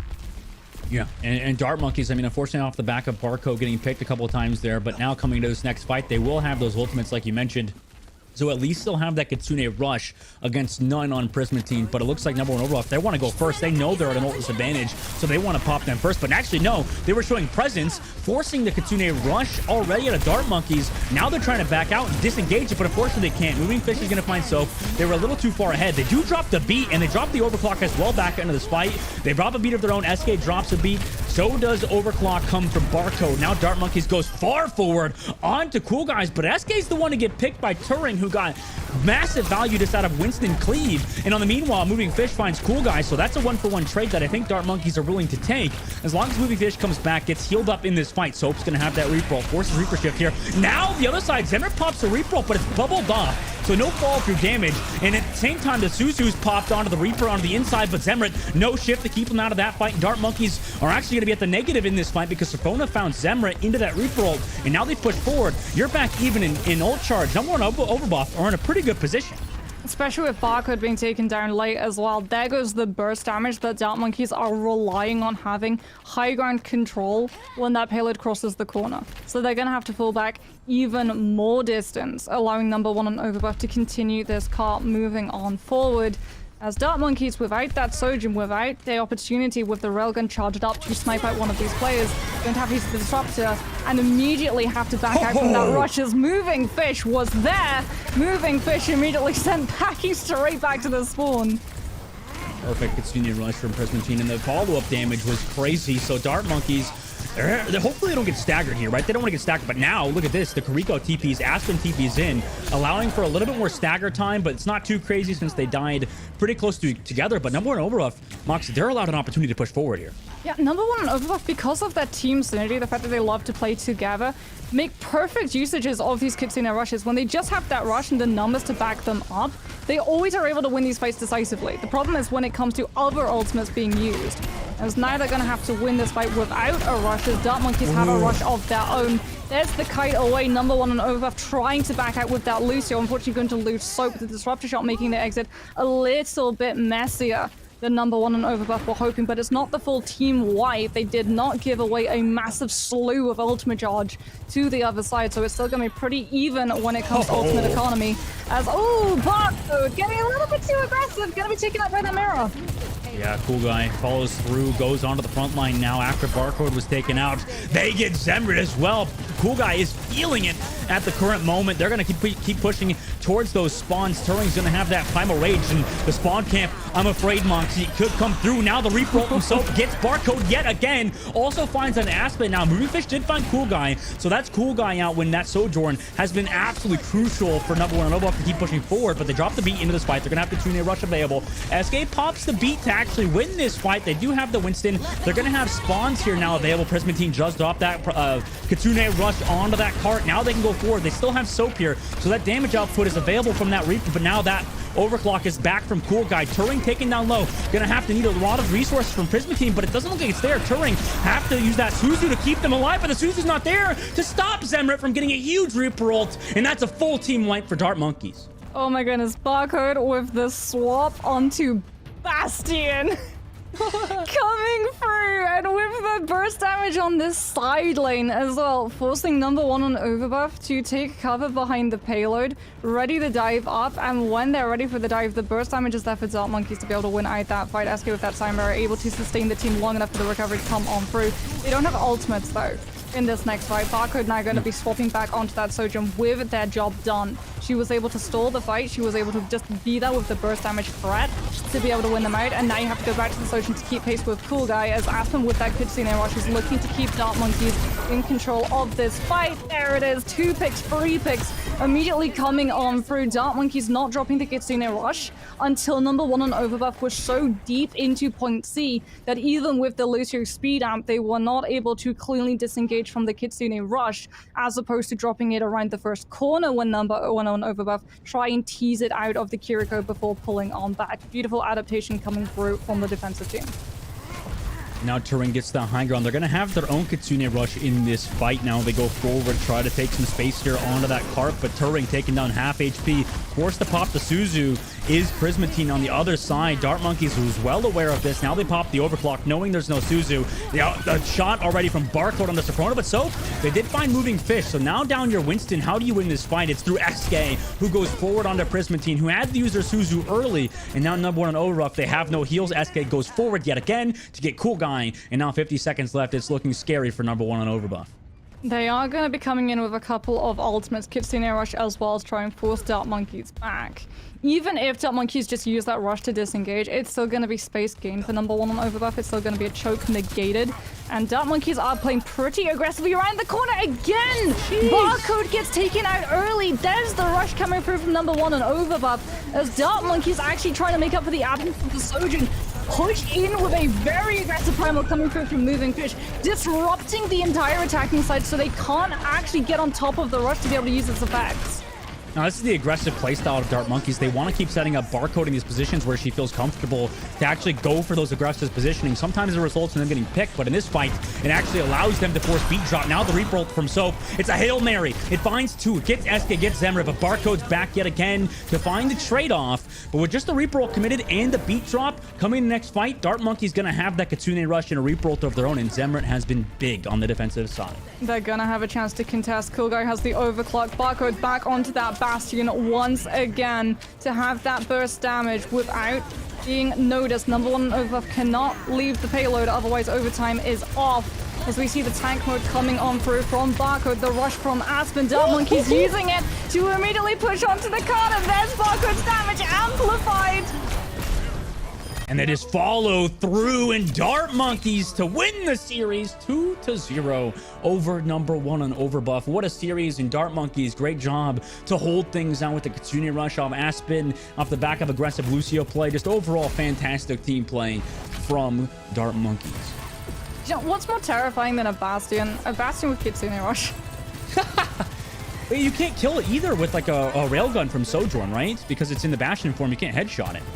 It's terrifying, yeah. The fact that the head hitbox is on the behind rather than the head. It's really hard to be able to deal with that Bastion, and that's what we see Barcode really taking advantage of. It's the second time that she swaps to that Bastion, knowing that it doesn't matter about how slow you are coming out of that spawn. You literally just need to walk 2 meters and you're already into that fight. And because everyone else is so focused on everything going on around them, dealing with the Winston, having to deal with the Sojourn coming on through, trying to track the railgun charge as well, everyone just has to ignore the Bastion. And it's very similar to when we see teams go for the defensive Widowmaker emergency push in case of you're about to get thrown over in King's Row point C. You just the Widowmaker, go onto the sidelines, everyone else is distracted, and you're free to line up your shots.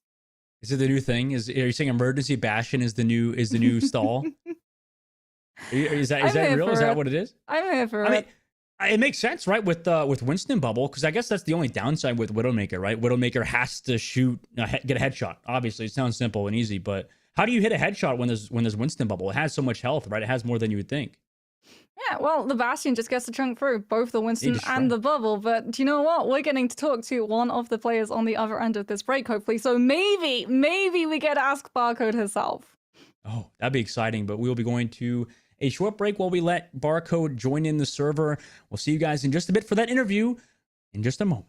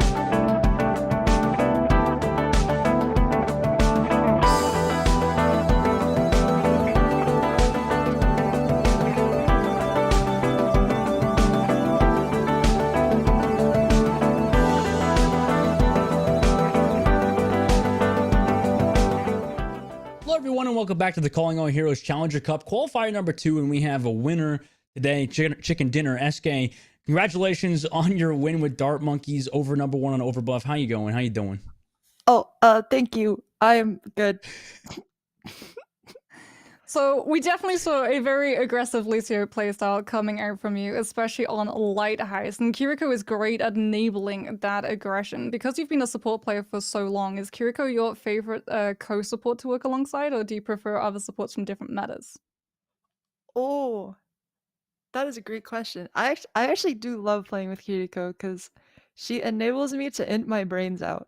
If I have an Ana, she has to aim at me and hit me, and I'm doing all sorts of crazy things. But Kiriko can just look in my general direction, and also the Suzu gets me out when I make terrible mistakes inevitably.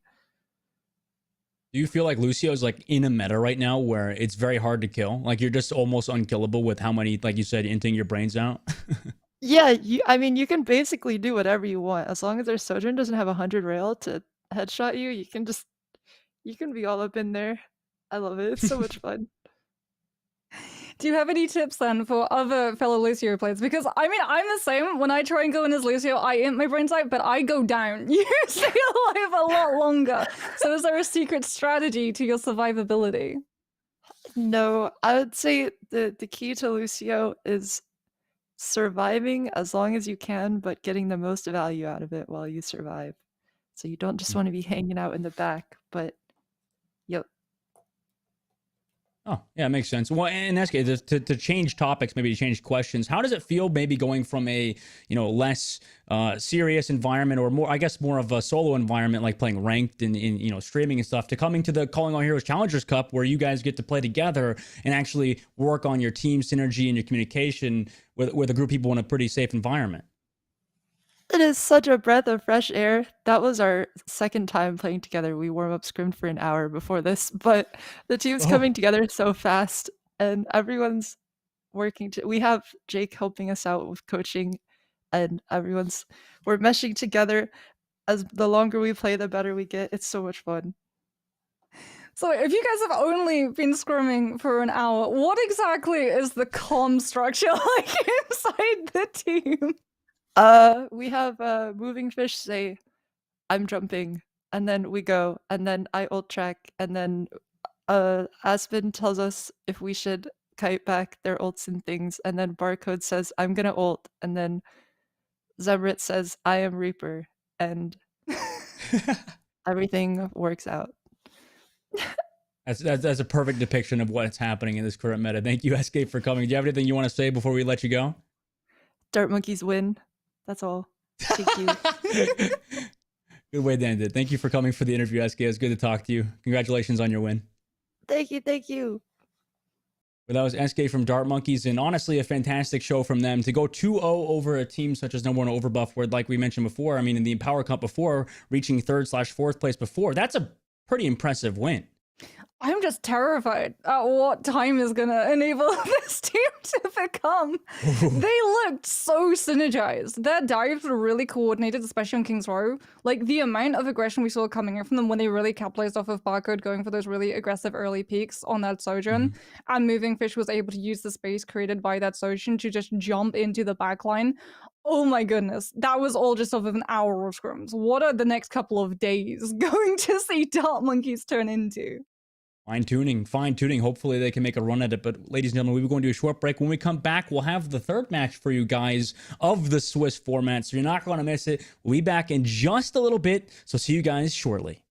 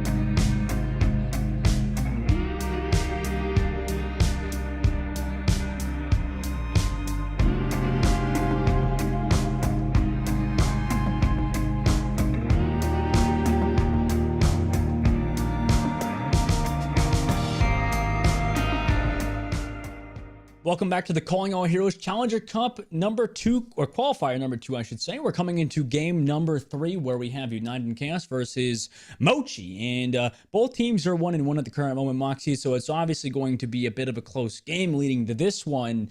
And honestly, leading after these past 2 games, it's going to be hard to follow it up. But I could see both these teams really bringing their all coming into this third game of the day. Yeah, Swiss stage and still first 2-2 as well, so there's going to be a lot of pressure to be able to secure up that first map of control and find a little bit of confidence as well as a safety bubble to really make sure that you have a little bit more comfort heading into that second match of the day. First 2 is always really brutal. You have to adapt so quickly to your opponent's strategy, whether or not that's the composition that they're running, how aggressive they're being, whether they're being really passive or defensive and waiting for you to slip up and make mistakes as well. It really does come down to being able to adapt on the fly. It really does. And I think that it's really important to actually change to those compositions that are good at the current moment, right? We talked about before, we have Roadhog taking potentially a backseat to Winston, which we've seen quite a bit of today. And obviously some people are willing to change, but in terms of synergy with teams, players know how to play around this Winston composition, right? You have pretty much a set play. Everybody knows how to dive with Winston. You go in, you try to go for kills. And then in this meta with Sojourn builds up the railgun shot, looks for the one shots, and then that's pretty much fight win, right? I mean, it's just kind of like a consistent battle back and forth, and you have the Reaper going and killing things. And we talked about at the break, Moxie, this meta has been really fun to watch and a joy to watch because it's so fast paced, right? Fights start and end very, very quickly. Yeah, it is extremely snappy, and it does put a lot of pressure as well on communications. And so it's going to put a lot of pressure on synergies of these rosters coming on through, as we're going to have a look at United in Chaos, my personal favorite for team names of everyone participating in this second qualifiers for Calling All Heroes. I'm very happy that I get to cast them because I'm a big fan of United in Chaos, as it is going to be Slee, Kylie, Rain, Wolf Rider, and Kinetic coming in for this team.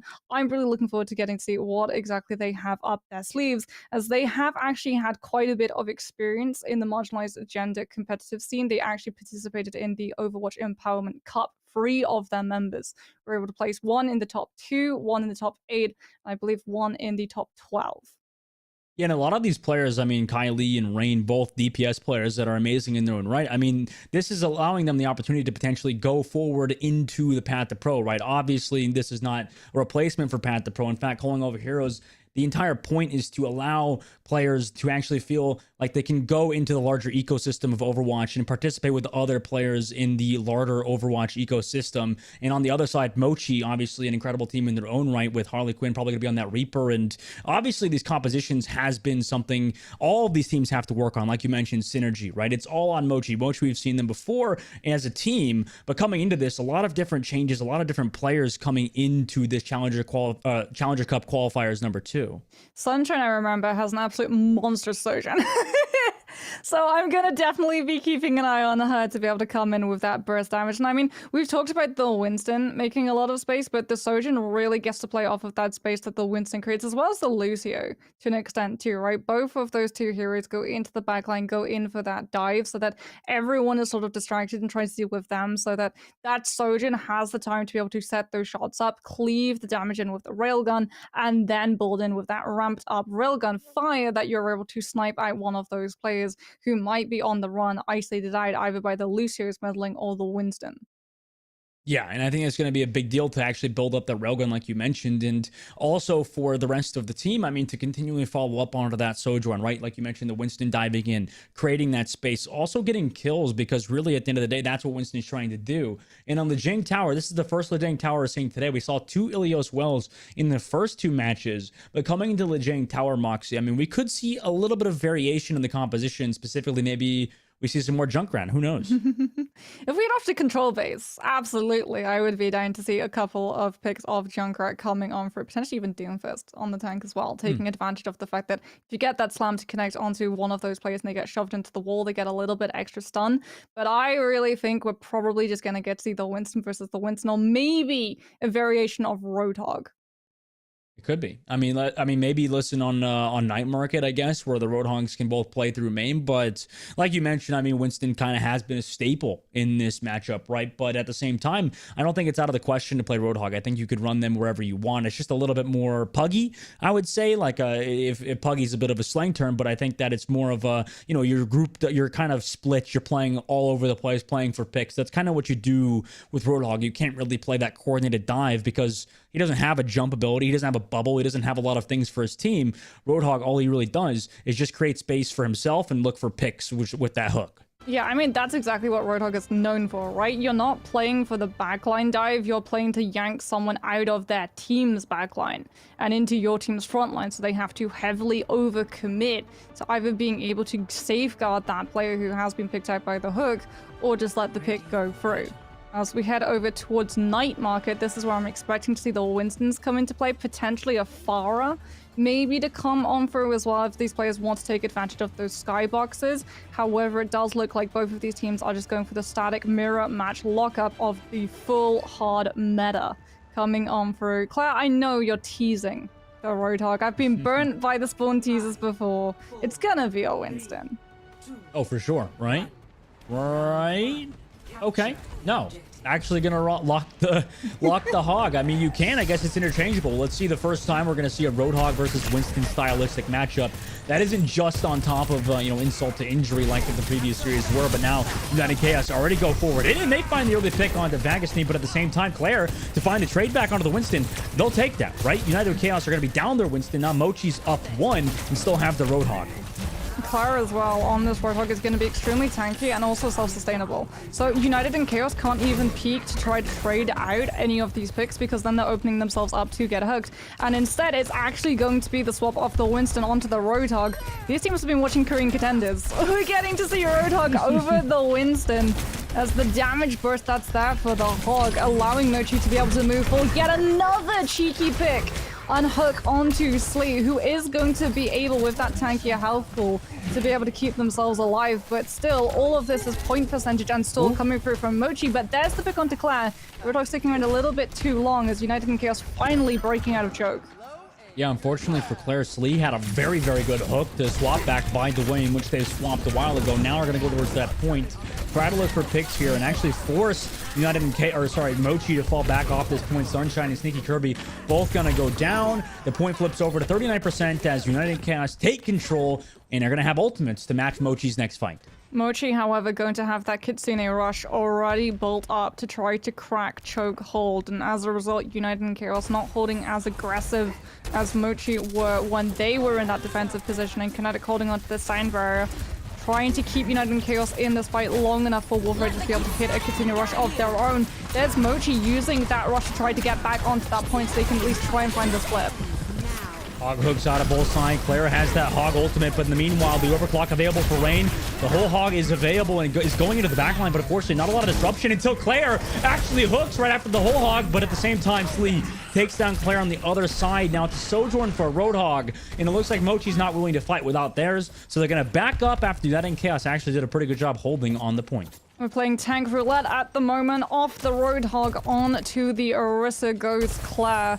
Trying to use things like the Javelin Spin as well as the Throw to just push onto Slee, deny either the health heal or the hook from coming on out and catching one of these Mochi members out early. As unfortunately Sneaky Kirby does get picked out. And there again, that hook coming on through. It is going to be the shift to make sure that you at least have the golden armor to prevent any follow-through damage. But Fortify is not going to cover the entirety of your team. Jeez. As Slee moves forward and finds the Reaper instead. Yeah, that's a good pick from Slee. As they started Winston, now onto the Hog. Proved to actually force Claire off of Hog just through their sheer hooks. So now they fall back to the point, actually. 83 on the board. They're going to have that Reaper ult, and they'll probably have another Kitsune Rush building up soon.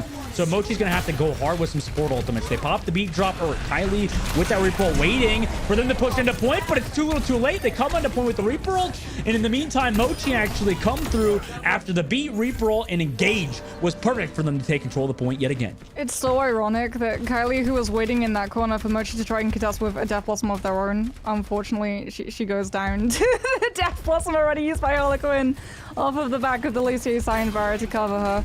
As now Mochi have been able to find that flip and choke control coming back in full for this team. Curry still has that Death Blossom, could potentially be able to teleport into the backline of the team to be able to use it as a distraction. Mochi holding onto that continuous gorgeous disruptor shot as well, preventing United in Chaos from breaking out of that cover, forcing Mochi to being able to use that rush and keeping United in Chaos stuffed up in these rooms.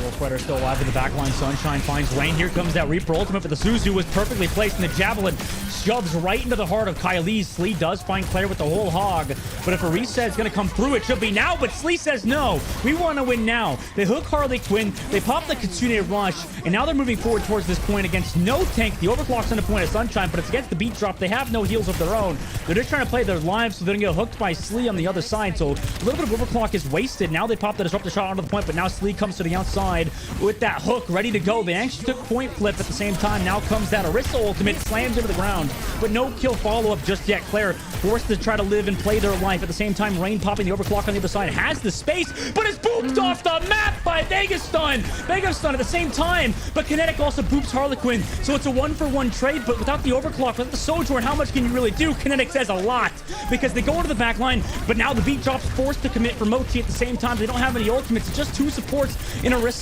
How much can they really do? Harlequin died with the Reaper ult. United in Chaos are still healthy on this point. Get the hook as well. Kylie with the follow-through damage, and what a boop, what a play from Kinetic to allow United in Chaos to follow through damage on the Harlequin, who had that Reaper ult ready to go and secure that team fight for Mochi. Aggressive Lucios are living for this meta, Dustin. They are living their best lives ever since Overwatch 2 dropped.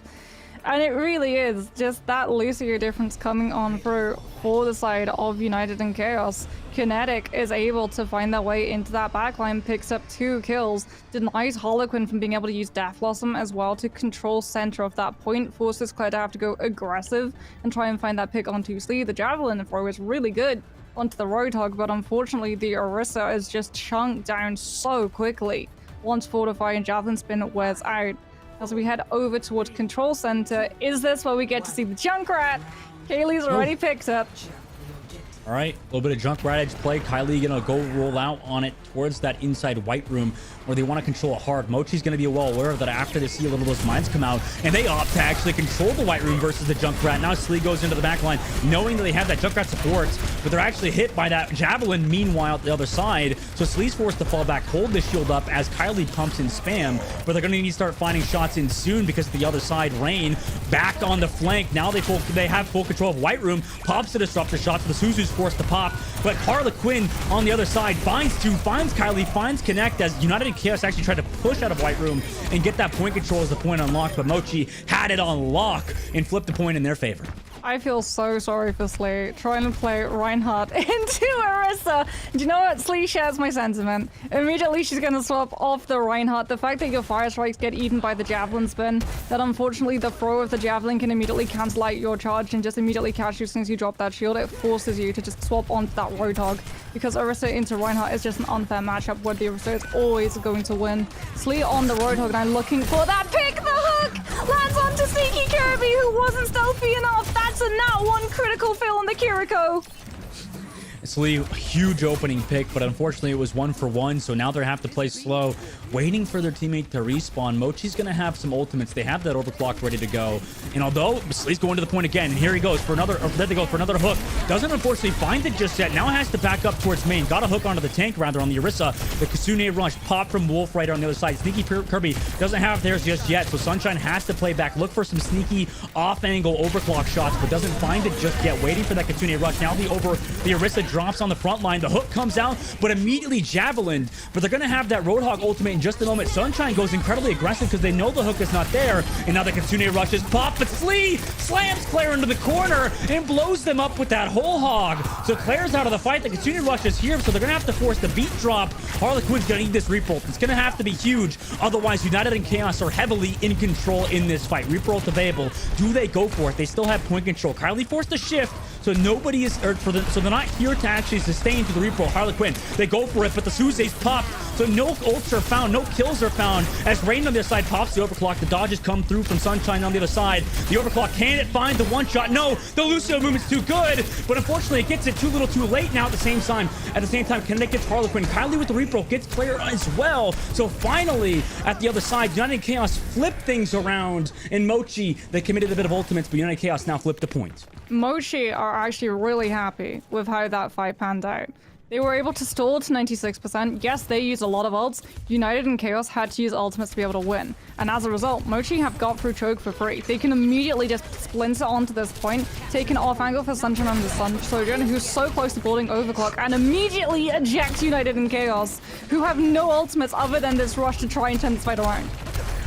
Can they do it? I mean, they don't really have anything. They're going to actually pop, even though they're down in this fight, and they still have point control to work with. So the Kitsune rush is forced, the overclock is forced as well. Maybe they wanted to pop ultimates.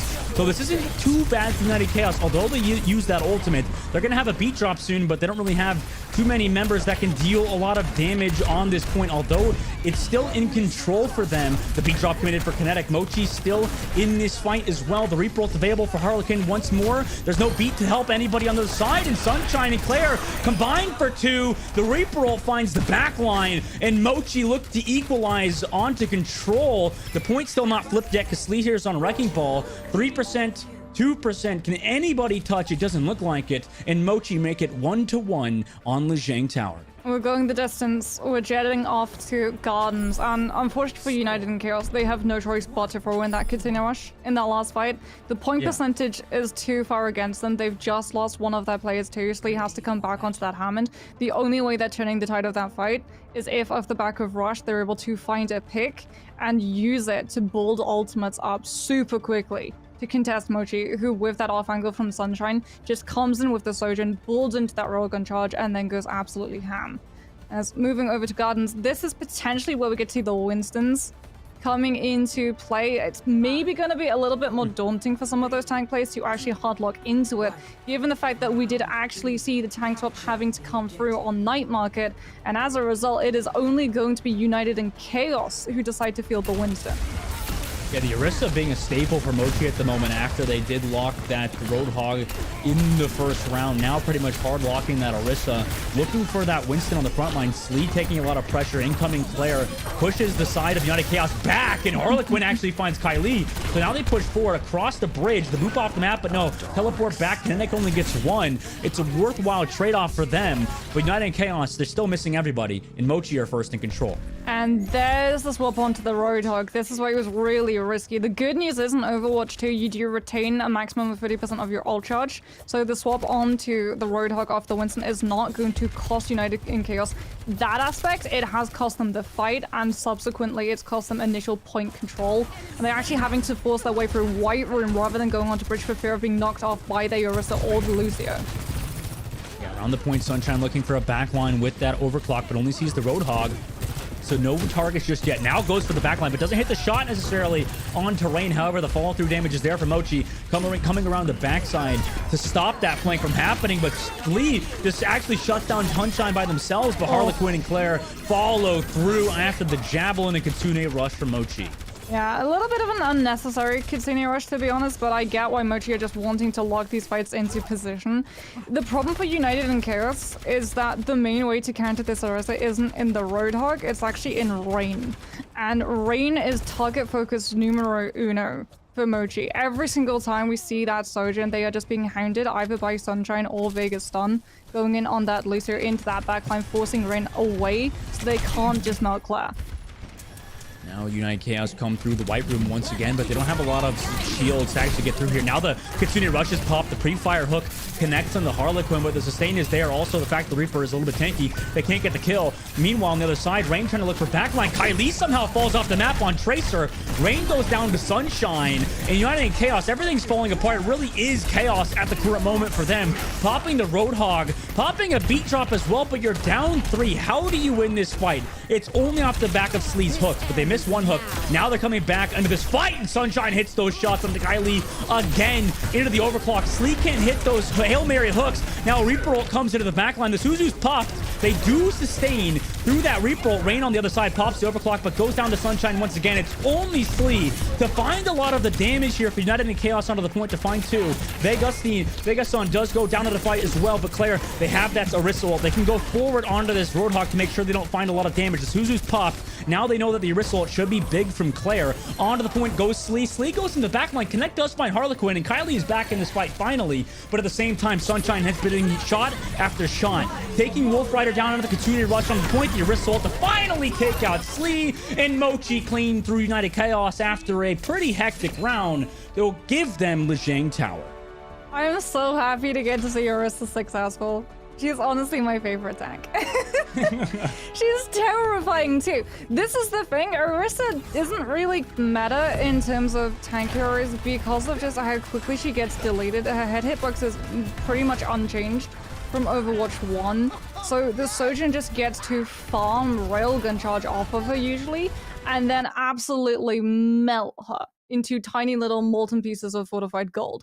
The problem for United and Chaos is that they're not getting that time to be able to ramp up into the railgun ult charge, and so Claire is free to just peek when the team is pushing in, hit a javelin, block the hook with the spin, and immediately make sure that she's actually able to book it behind cover when the Roadhog starts to push forward, when the Sojin is looking to find her, and instead it's Sunshine with those off angles playing from the far back, who's balled up the railgun ult charge, has that snipe available, and the second that Rain tries to look for that peak and find the Orisa, her location is picked out, and immediately everyone on Mochi just jumps on that poor Sojin.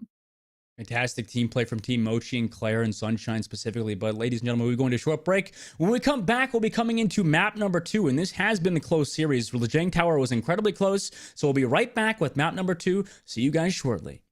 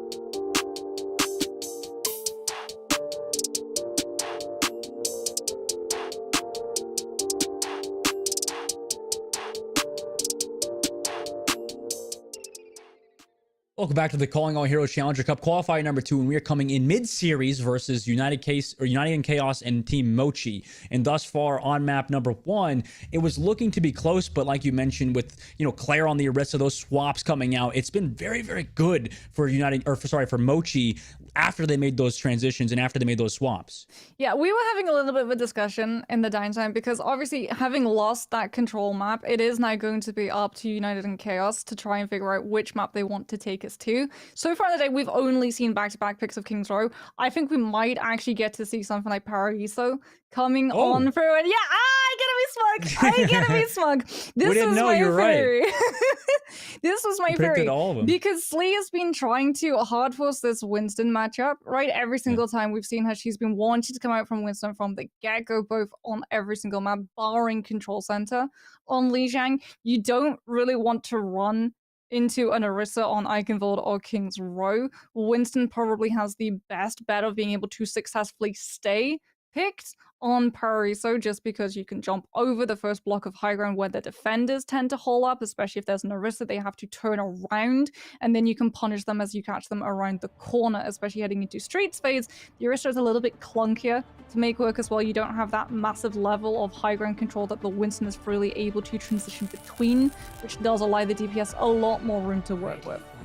Yeah, I mean, I'm curious to see if Slee's gonna actually play that Winston instead of playing the Roadhog, because it seemed pretty evident that they wanted to swap off it quite frequently and go to that Roadhog, because maybe that's a bit more of a comfort pick, right? Playing that Roadhog, maybe playing a little bit more on that flank angle and doing those hooks and getting those plays off, because it's been a little bit of a hard time for Rain on that Sojourn to get a lot of value. They're going for flanks, they're doing these sort of things, but it seems like Mochi just has them on red, where they're just continually looking for that Sojourn and ready in position at the back of the map to take them out, even on those flanks.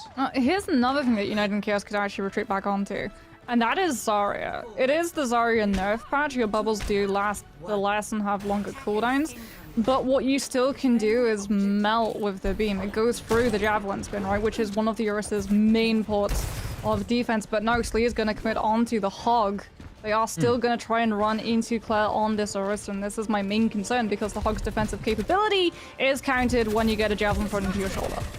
Yeah, and imagine telling somebody that Orisa and Hog are going to be both the only tank characters in 2022. That's crazy what meta we are in today. But Sunshine has with the Railgun Sean over the top side, forces the Roadhog hook, so now Claire goes low onto the point for the Susus to keep them healthy, and the hook comes out perfectly timed from Slee, just looking for Harlequin. But in the meantime, Rain is traded out 1-for-1, so now you're down Rain. Claire does go low at the opposite side, but they're still healthy, still kept alive, but Slee with a perfectly timed hooked, and on the top side they ping out Sunshine, so they force Sunshine to back up. Now the Lucio here on the front line. Kylie is just free to run rampant on that Lucio. Now Mochi has to back up into their side. They're like around this point right now, Moxie. They're just constantly flanking.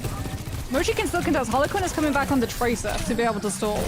They're still trying to find these picks onto United and Chaos, but it is going to be Wolf Rider and Slee coming in with the 2 kills necessary to try and cement their position on this point. Mochi still has a couple of players left alive, but they don't have point control.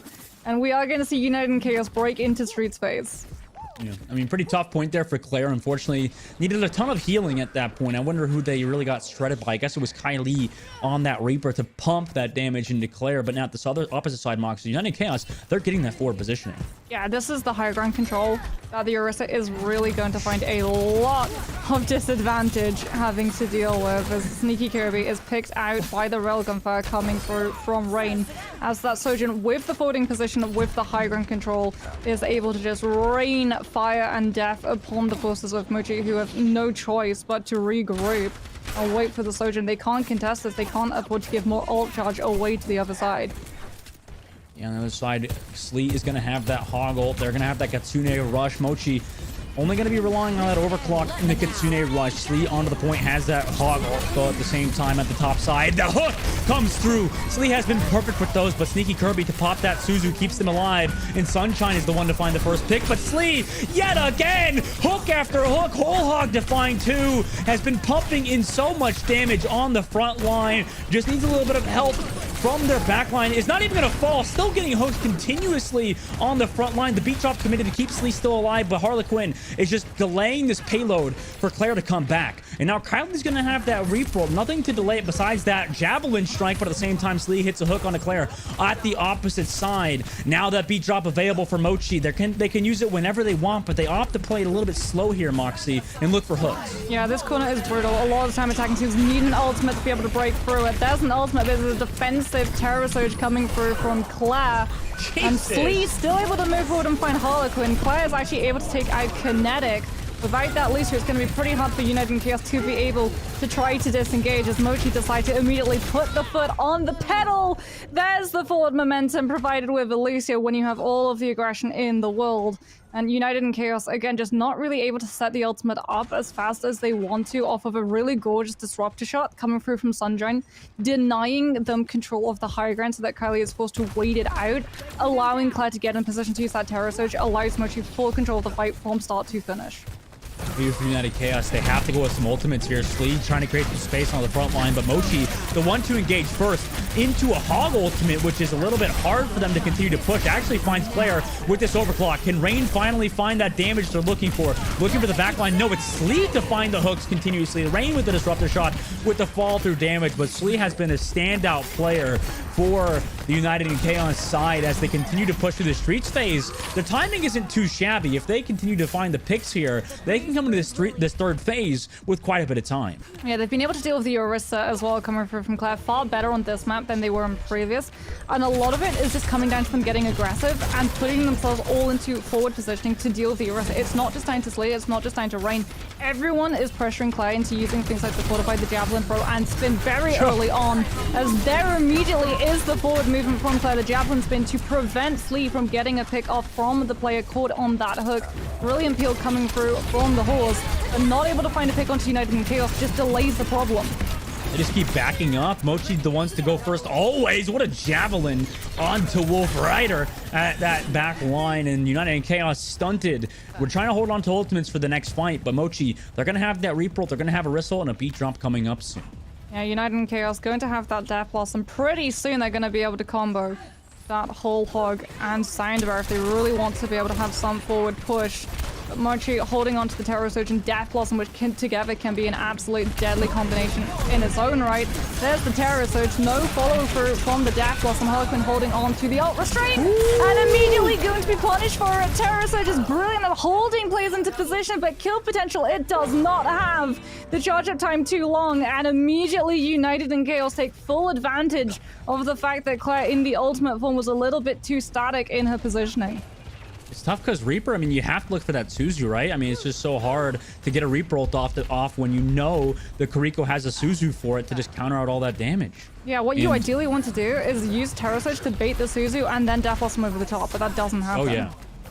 It would have been a smart play. Unfortunately for them, it just took too long to set up, and now they have to go to the other side. The Suzu popped for United and Chaos. Slee going aggressive for those hooks, really putting a lot of pressure onto Mochi with this aggressive Roadhog playstyle. Beat drop committed. They go forward into United and Chaos. They really can't sustain too much longer as Sunshine finds Rain, and it's just on Slee with the hook, but it's right into an Orisa shift, and Orisa has been playing so well for Team Mochi. Now they can continue to push forward, look to find these picks. Sunshine, but a disrupting shot just to make sure Kylie can't find that damage, and United and Chaos are stopped here again in this third phase. Mochi holding on to this choke as well. We'll still have the Death Blossom, Overclock, and Kitsune Rush to keep United and Chaos stunted in this payloads movement. Not going too aggressive this time either. Claire's right to hit another Terror Surge as Sunshine goes down to a very early pick from the Kiriko, and immediately the floodgates are opened. United and Chaos punishing Mochi for really holding onto that Death Blossom a little bit too long, caught out again in that staticness of the ultimate. And again, they're just having to back away one player down, giving up so much distance on the payload to get a regroup so they can recontest before the finish line. Overclocked on the other side. Sunshine pops it. Now can they find the damage? It looks like they're just using a sustain, trying to run from the killer, the DBD killer of Slee on the other side, who has been on the downside, but at the same time, Rain pops their ultimate, chased down by Harlequin, so the overclock is negated, but Slee does trade back. Sneaky Kirby on the side. Now the Orisa does pop the ultimate. The Roadhog ultimate can't really find enough damage here. The Suzu pop to sustain them, but 30 seconds left. Slee just looking to reset fast here. Mochi, the only upside here for United Chaos now, Moxie, is that Mochi committed every ultimate in the last fight. Yeah, but United and Chaos don't have a lot that they're working with either. Soundbar to try and stall. Slee's actually having to go onto the Orisa. to try to go pony versus pony against Claire, trying to bait out a couple of those utilities and keep yourself sustaining in that fight for long enough, absorbing some of the projectile damage coming through from Sunshine in the backline as well. As we're about to hit overtime, United and Chaos have to stall until these ultimates are online, and Kinetic goes down! They needed the Lucio, they needed the Soundwave, they're not gonna have it! No, what a good pick. What a great pick on a Kinetic. The positioning by Harlequin. Last second, when it mattered most. Overtime ticks down now. They're down too many members. They don't have a beat drop. And that was everything. The hopes and dreams of United Chaos to close out on this map is not going to happen for them. And what a hold by Mochi. That may just become the most instrumental pick of the entire series coming through between these two teams. If Kinetic had been able to survive and they'd been able to build up to their sound barrier, stall potential is there. United and Chaos could have bought into a couple more of those ultimates. They had the sustainability from the sound barrier. They didn't have to worry about ultimates coming online for Mochi anytime soon, because the ultimate economy was pretty barren for both teams. But Kinetic goes down, and immediately the tide is turned against United and Chaos. Without that Lucio to be able to speed boost them onto the payload, it becomes a race for a player to just throw themselves onto the payload, and they don't have the sustain to live through it. And just to shout her out, I mean, Slee has been phenomenal on this Roadhog. I mean, the amount of pressure that Slee has been putting down, just going in hook after hook. Even like before the fight begins, Moxie, she keeps just running in and just getting an early hook, getting damage down range, and sometimes resulting in picks for like Wolf Raider and other members of United and Chaos. And that's exactly what you want to see from your Roadhog player, right? You want her to be aggressive. You want her to look for those picks because it opens up this composition. Even if it doesn't result in a kill, it forces Mochi out of position. It forces Claire to have to push forward and answer back with aggression of her own. And that's where everyone else can just walk past the Orisa and pick apart the team behind her. And that's what was happening. That's what was happening when we saw United and Chaos just continuously pushing that card and applying all of that pressure. But that slows down on point C.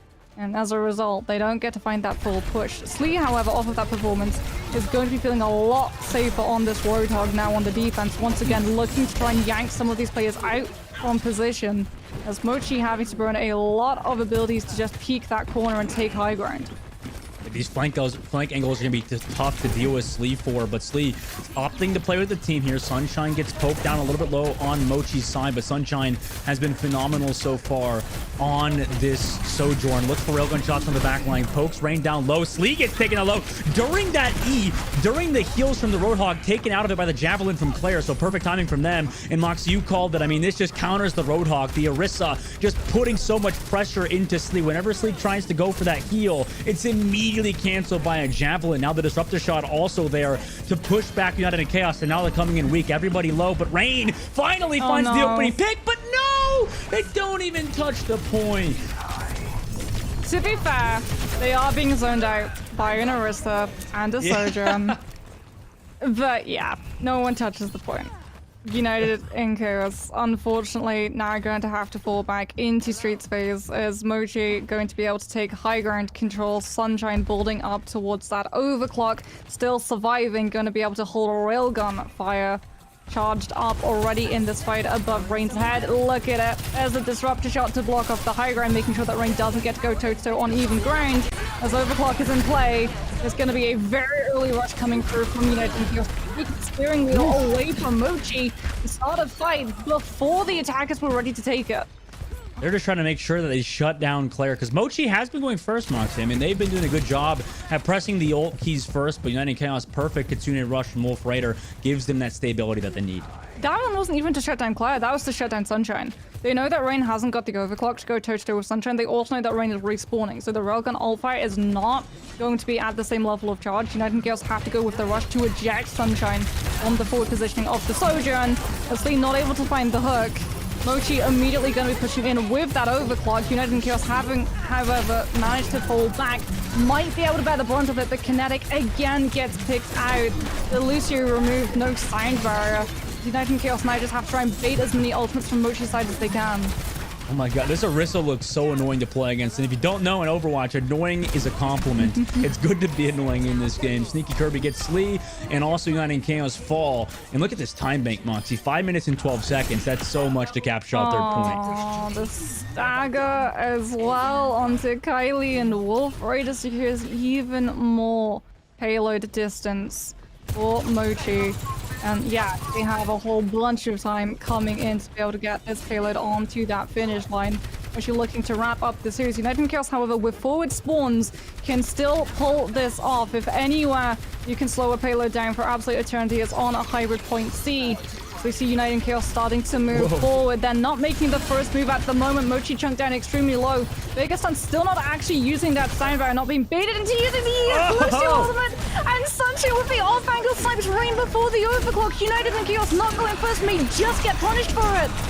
Harlequin go forward. The beat drop committed. The Suzu here to keep Harlequin's Reaper Roll continuing to go forward. And off the back of Sunshine's pick in Harlequin's Reaper Roll, Mochi look to close out this map. United Chaos have to sustain. They swap Slee over to that Orisa finally, but it might be too little too late. Now Rain has to look for the railgun shot, or the overclock shot, but unfortunately only hits tanks, only finds tanks, and doesn't hit the shot onto Vegas. Then at the same time, Sunshine did fall at the same time, so the continued rushes pop for Sneaky Kirby and Wolf Raider. This is even thus far. However, Mochi are down. Their Sojourn still coming back into this fight, and on the other side, Wolf Raider and Rain has that fully charged railgun shot, doesn't find it just yet. And United Chaos want to go forward, but both the Rizzes pop their ultimates, and in fact, it's Sleep to find Vega, but at the same time, Sunshine with the overclock finds two. Kinetic and Wolf Raider are both down. Both supports are missing. You don't have those heals anymore. And ladies and gentlemen, we are now in the Orisa meta. Both Orisas traded out one for one. Sleep falls down late. Sunshine with a nice little foreplay with the overclock, and Mochi clean up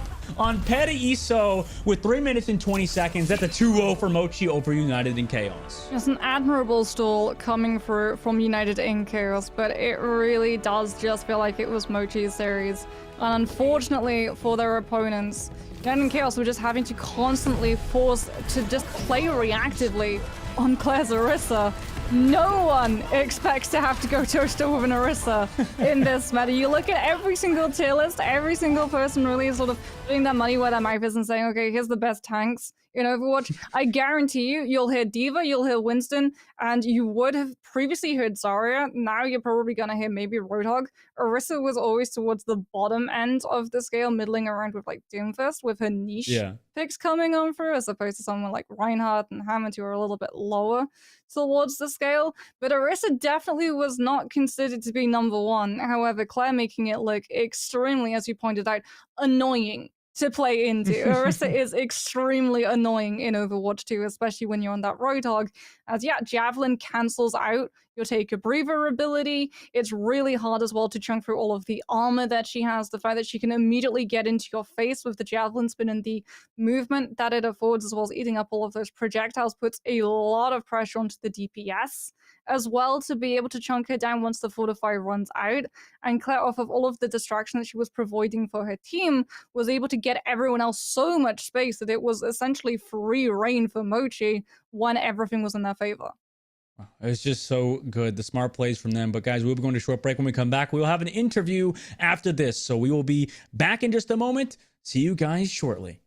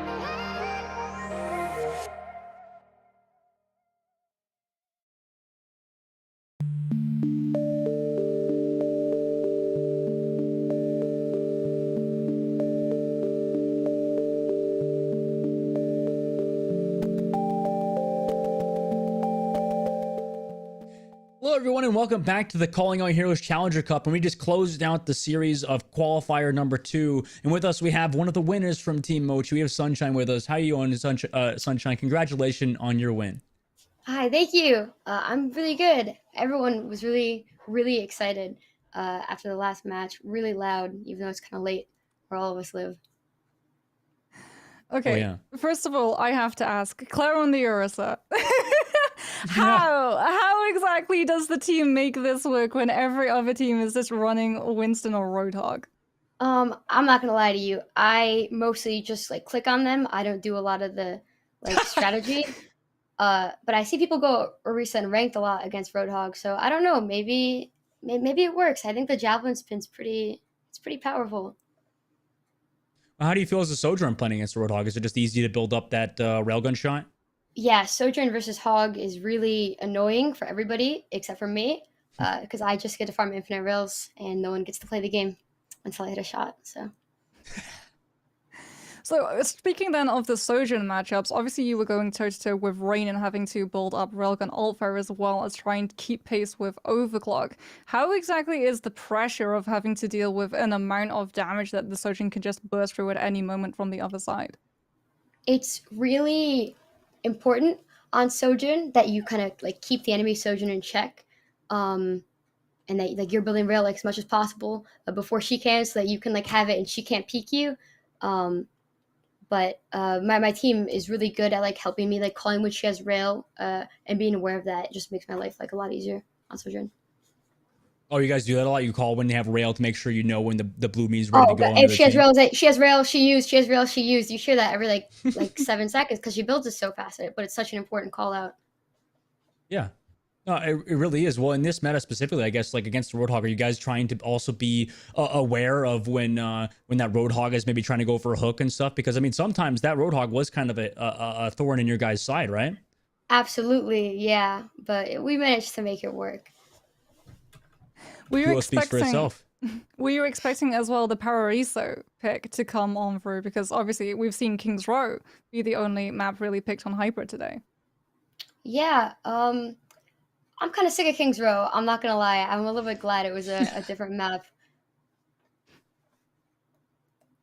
Yeah, I mean, Petaiso obviously worked out well for you. And I guess in the Sojourn matchup specifically, last question for you. I mean, how do you feel against the other Sojourn, taking those duels? Do you feel comfortable maybe later on? Because you guys are 2-1 now, moving forward against maybe some of the Altiora Sojourns and some of the other ones in the tournament?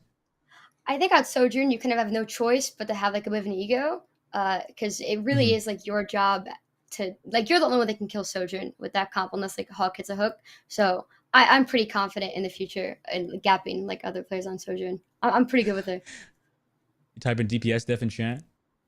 Not like that because Rain's really good.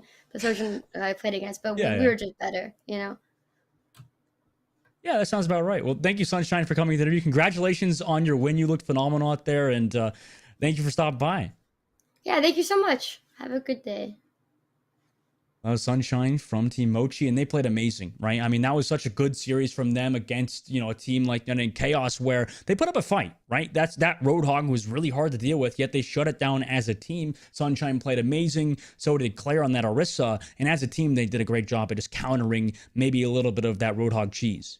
Not just the Roadhog as well, but like you heard from Sunshine in the interview, right? They were keeping a track of Rain's progress, making sure that when they knew that the railgun was ready to fire, no one peeked. And then the second they knew it had been expended, that was when Sunshine was able to really make her move. And we saw it most effectively and brutally, I would say, on Lijiang Gardens. You really can see that they are keeping that Sojourn's positioning in check. Everyone on the team is very much aware of Rain's positioning. And then when you're firing into Sleet on the Roadhog, who, yeah, she's hitting her hook. She's doing a very good job, especially on Paraiso. But just like Orisa, you're a walking hitbox, which means that the Sojourn is constantly farming up all of that damage. And because Slee is always having to move forward and aggress in, you always, if you're Sunshine, get the opportunity to build Railgun Charge faster than Rain, which means as that Sojourn defending, not only are you keeping Railgun Charge from previous fights, but you're also ramping Railgun up faster than your opponent in the current fight, which allows you to have a lot more control of tempo. It's just so clean from them as a team. I mean, what a series for Mochi. But guys, we have the standings and our schedule ready to go. So we are going to swap on over to that. As you can see, Pursuit with the 3-0 on the day, as are Dart Monkeys. But this is the top 16 in the Challengers Cup in the qualifiers number 2, leading into day 2, Moxie. What do you think we have to look forward to? Because obviously it's a bit of a surprise. Vancouver Titans Blue, they did drop a game earlier on. Yeah, it's going to be a very close day 2. As you can see, a lot of these teams going to be still drawing around that 2 wins, 1 loss mark. Number 1 on Overbuff being one of those surprises. I think they definitely had some really good chops. Unfortunately, they had a very strong matchup that they had to contest with. All of our other teams sitting on those 3 back-to-back wins. So Pursuit, Dart Monkeys, Timeless Ethereal, and Altiora Nimbus definitely looking strong contenders to be finding their way into those top 4 spots and making it into the main event qualifying in December. I know for sure Dart Monkeys have got to be a personal favorite.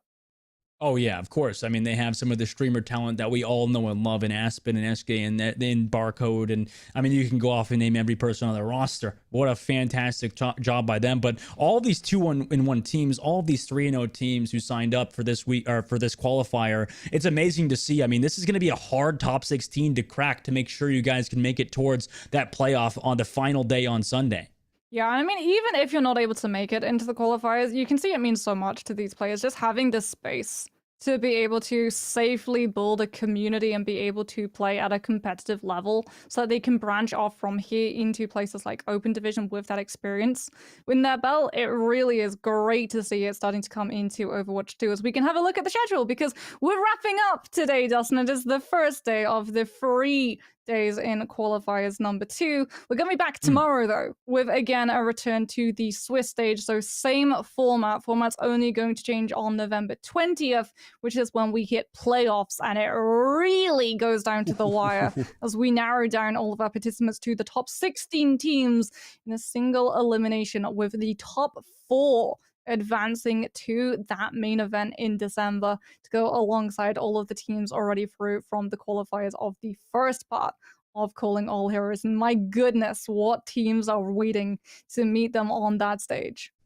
Yeah, and $25,000 prize pool is nothing to scoff at. I mean, that will be the final event in December, and I think every team here is really fighting for those spots. And I think you mentioned it. I mean, off broadcast, Moxie, we talked about it. I mean, it seems like there's a lot of teams who signed up on the CallingAllHeroes.gg website to actually sign up for this tournament, for not only for players but also for casters. You could do both of those things and sign up on the website. And I think leading into the finals in December and leading into Sunday, even tomorrow.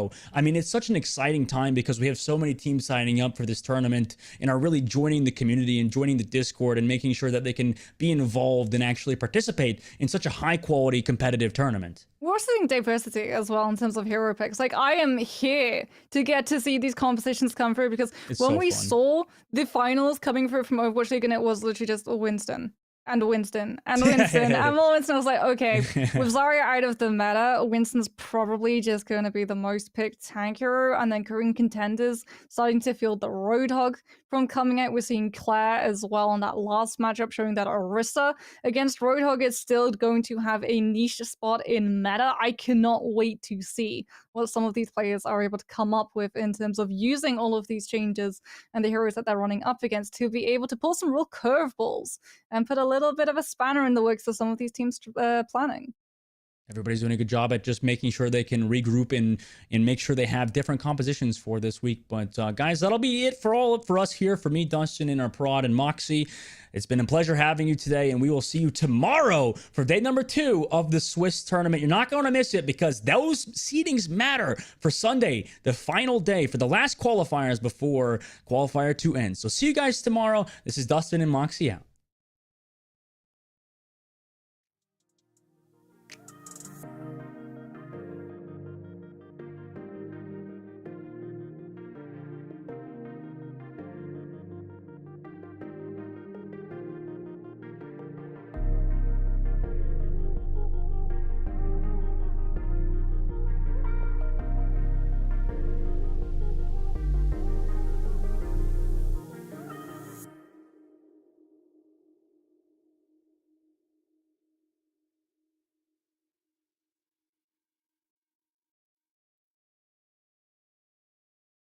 you.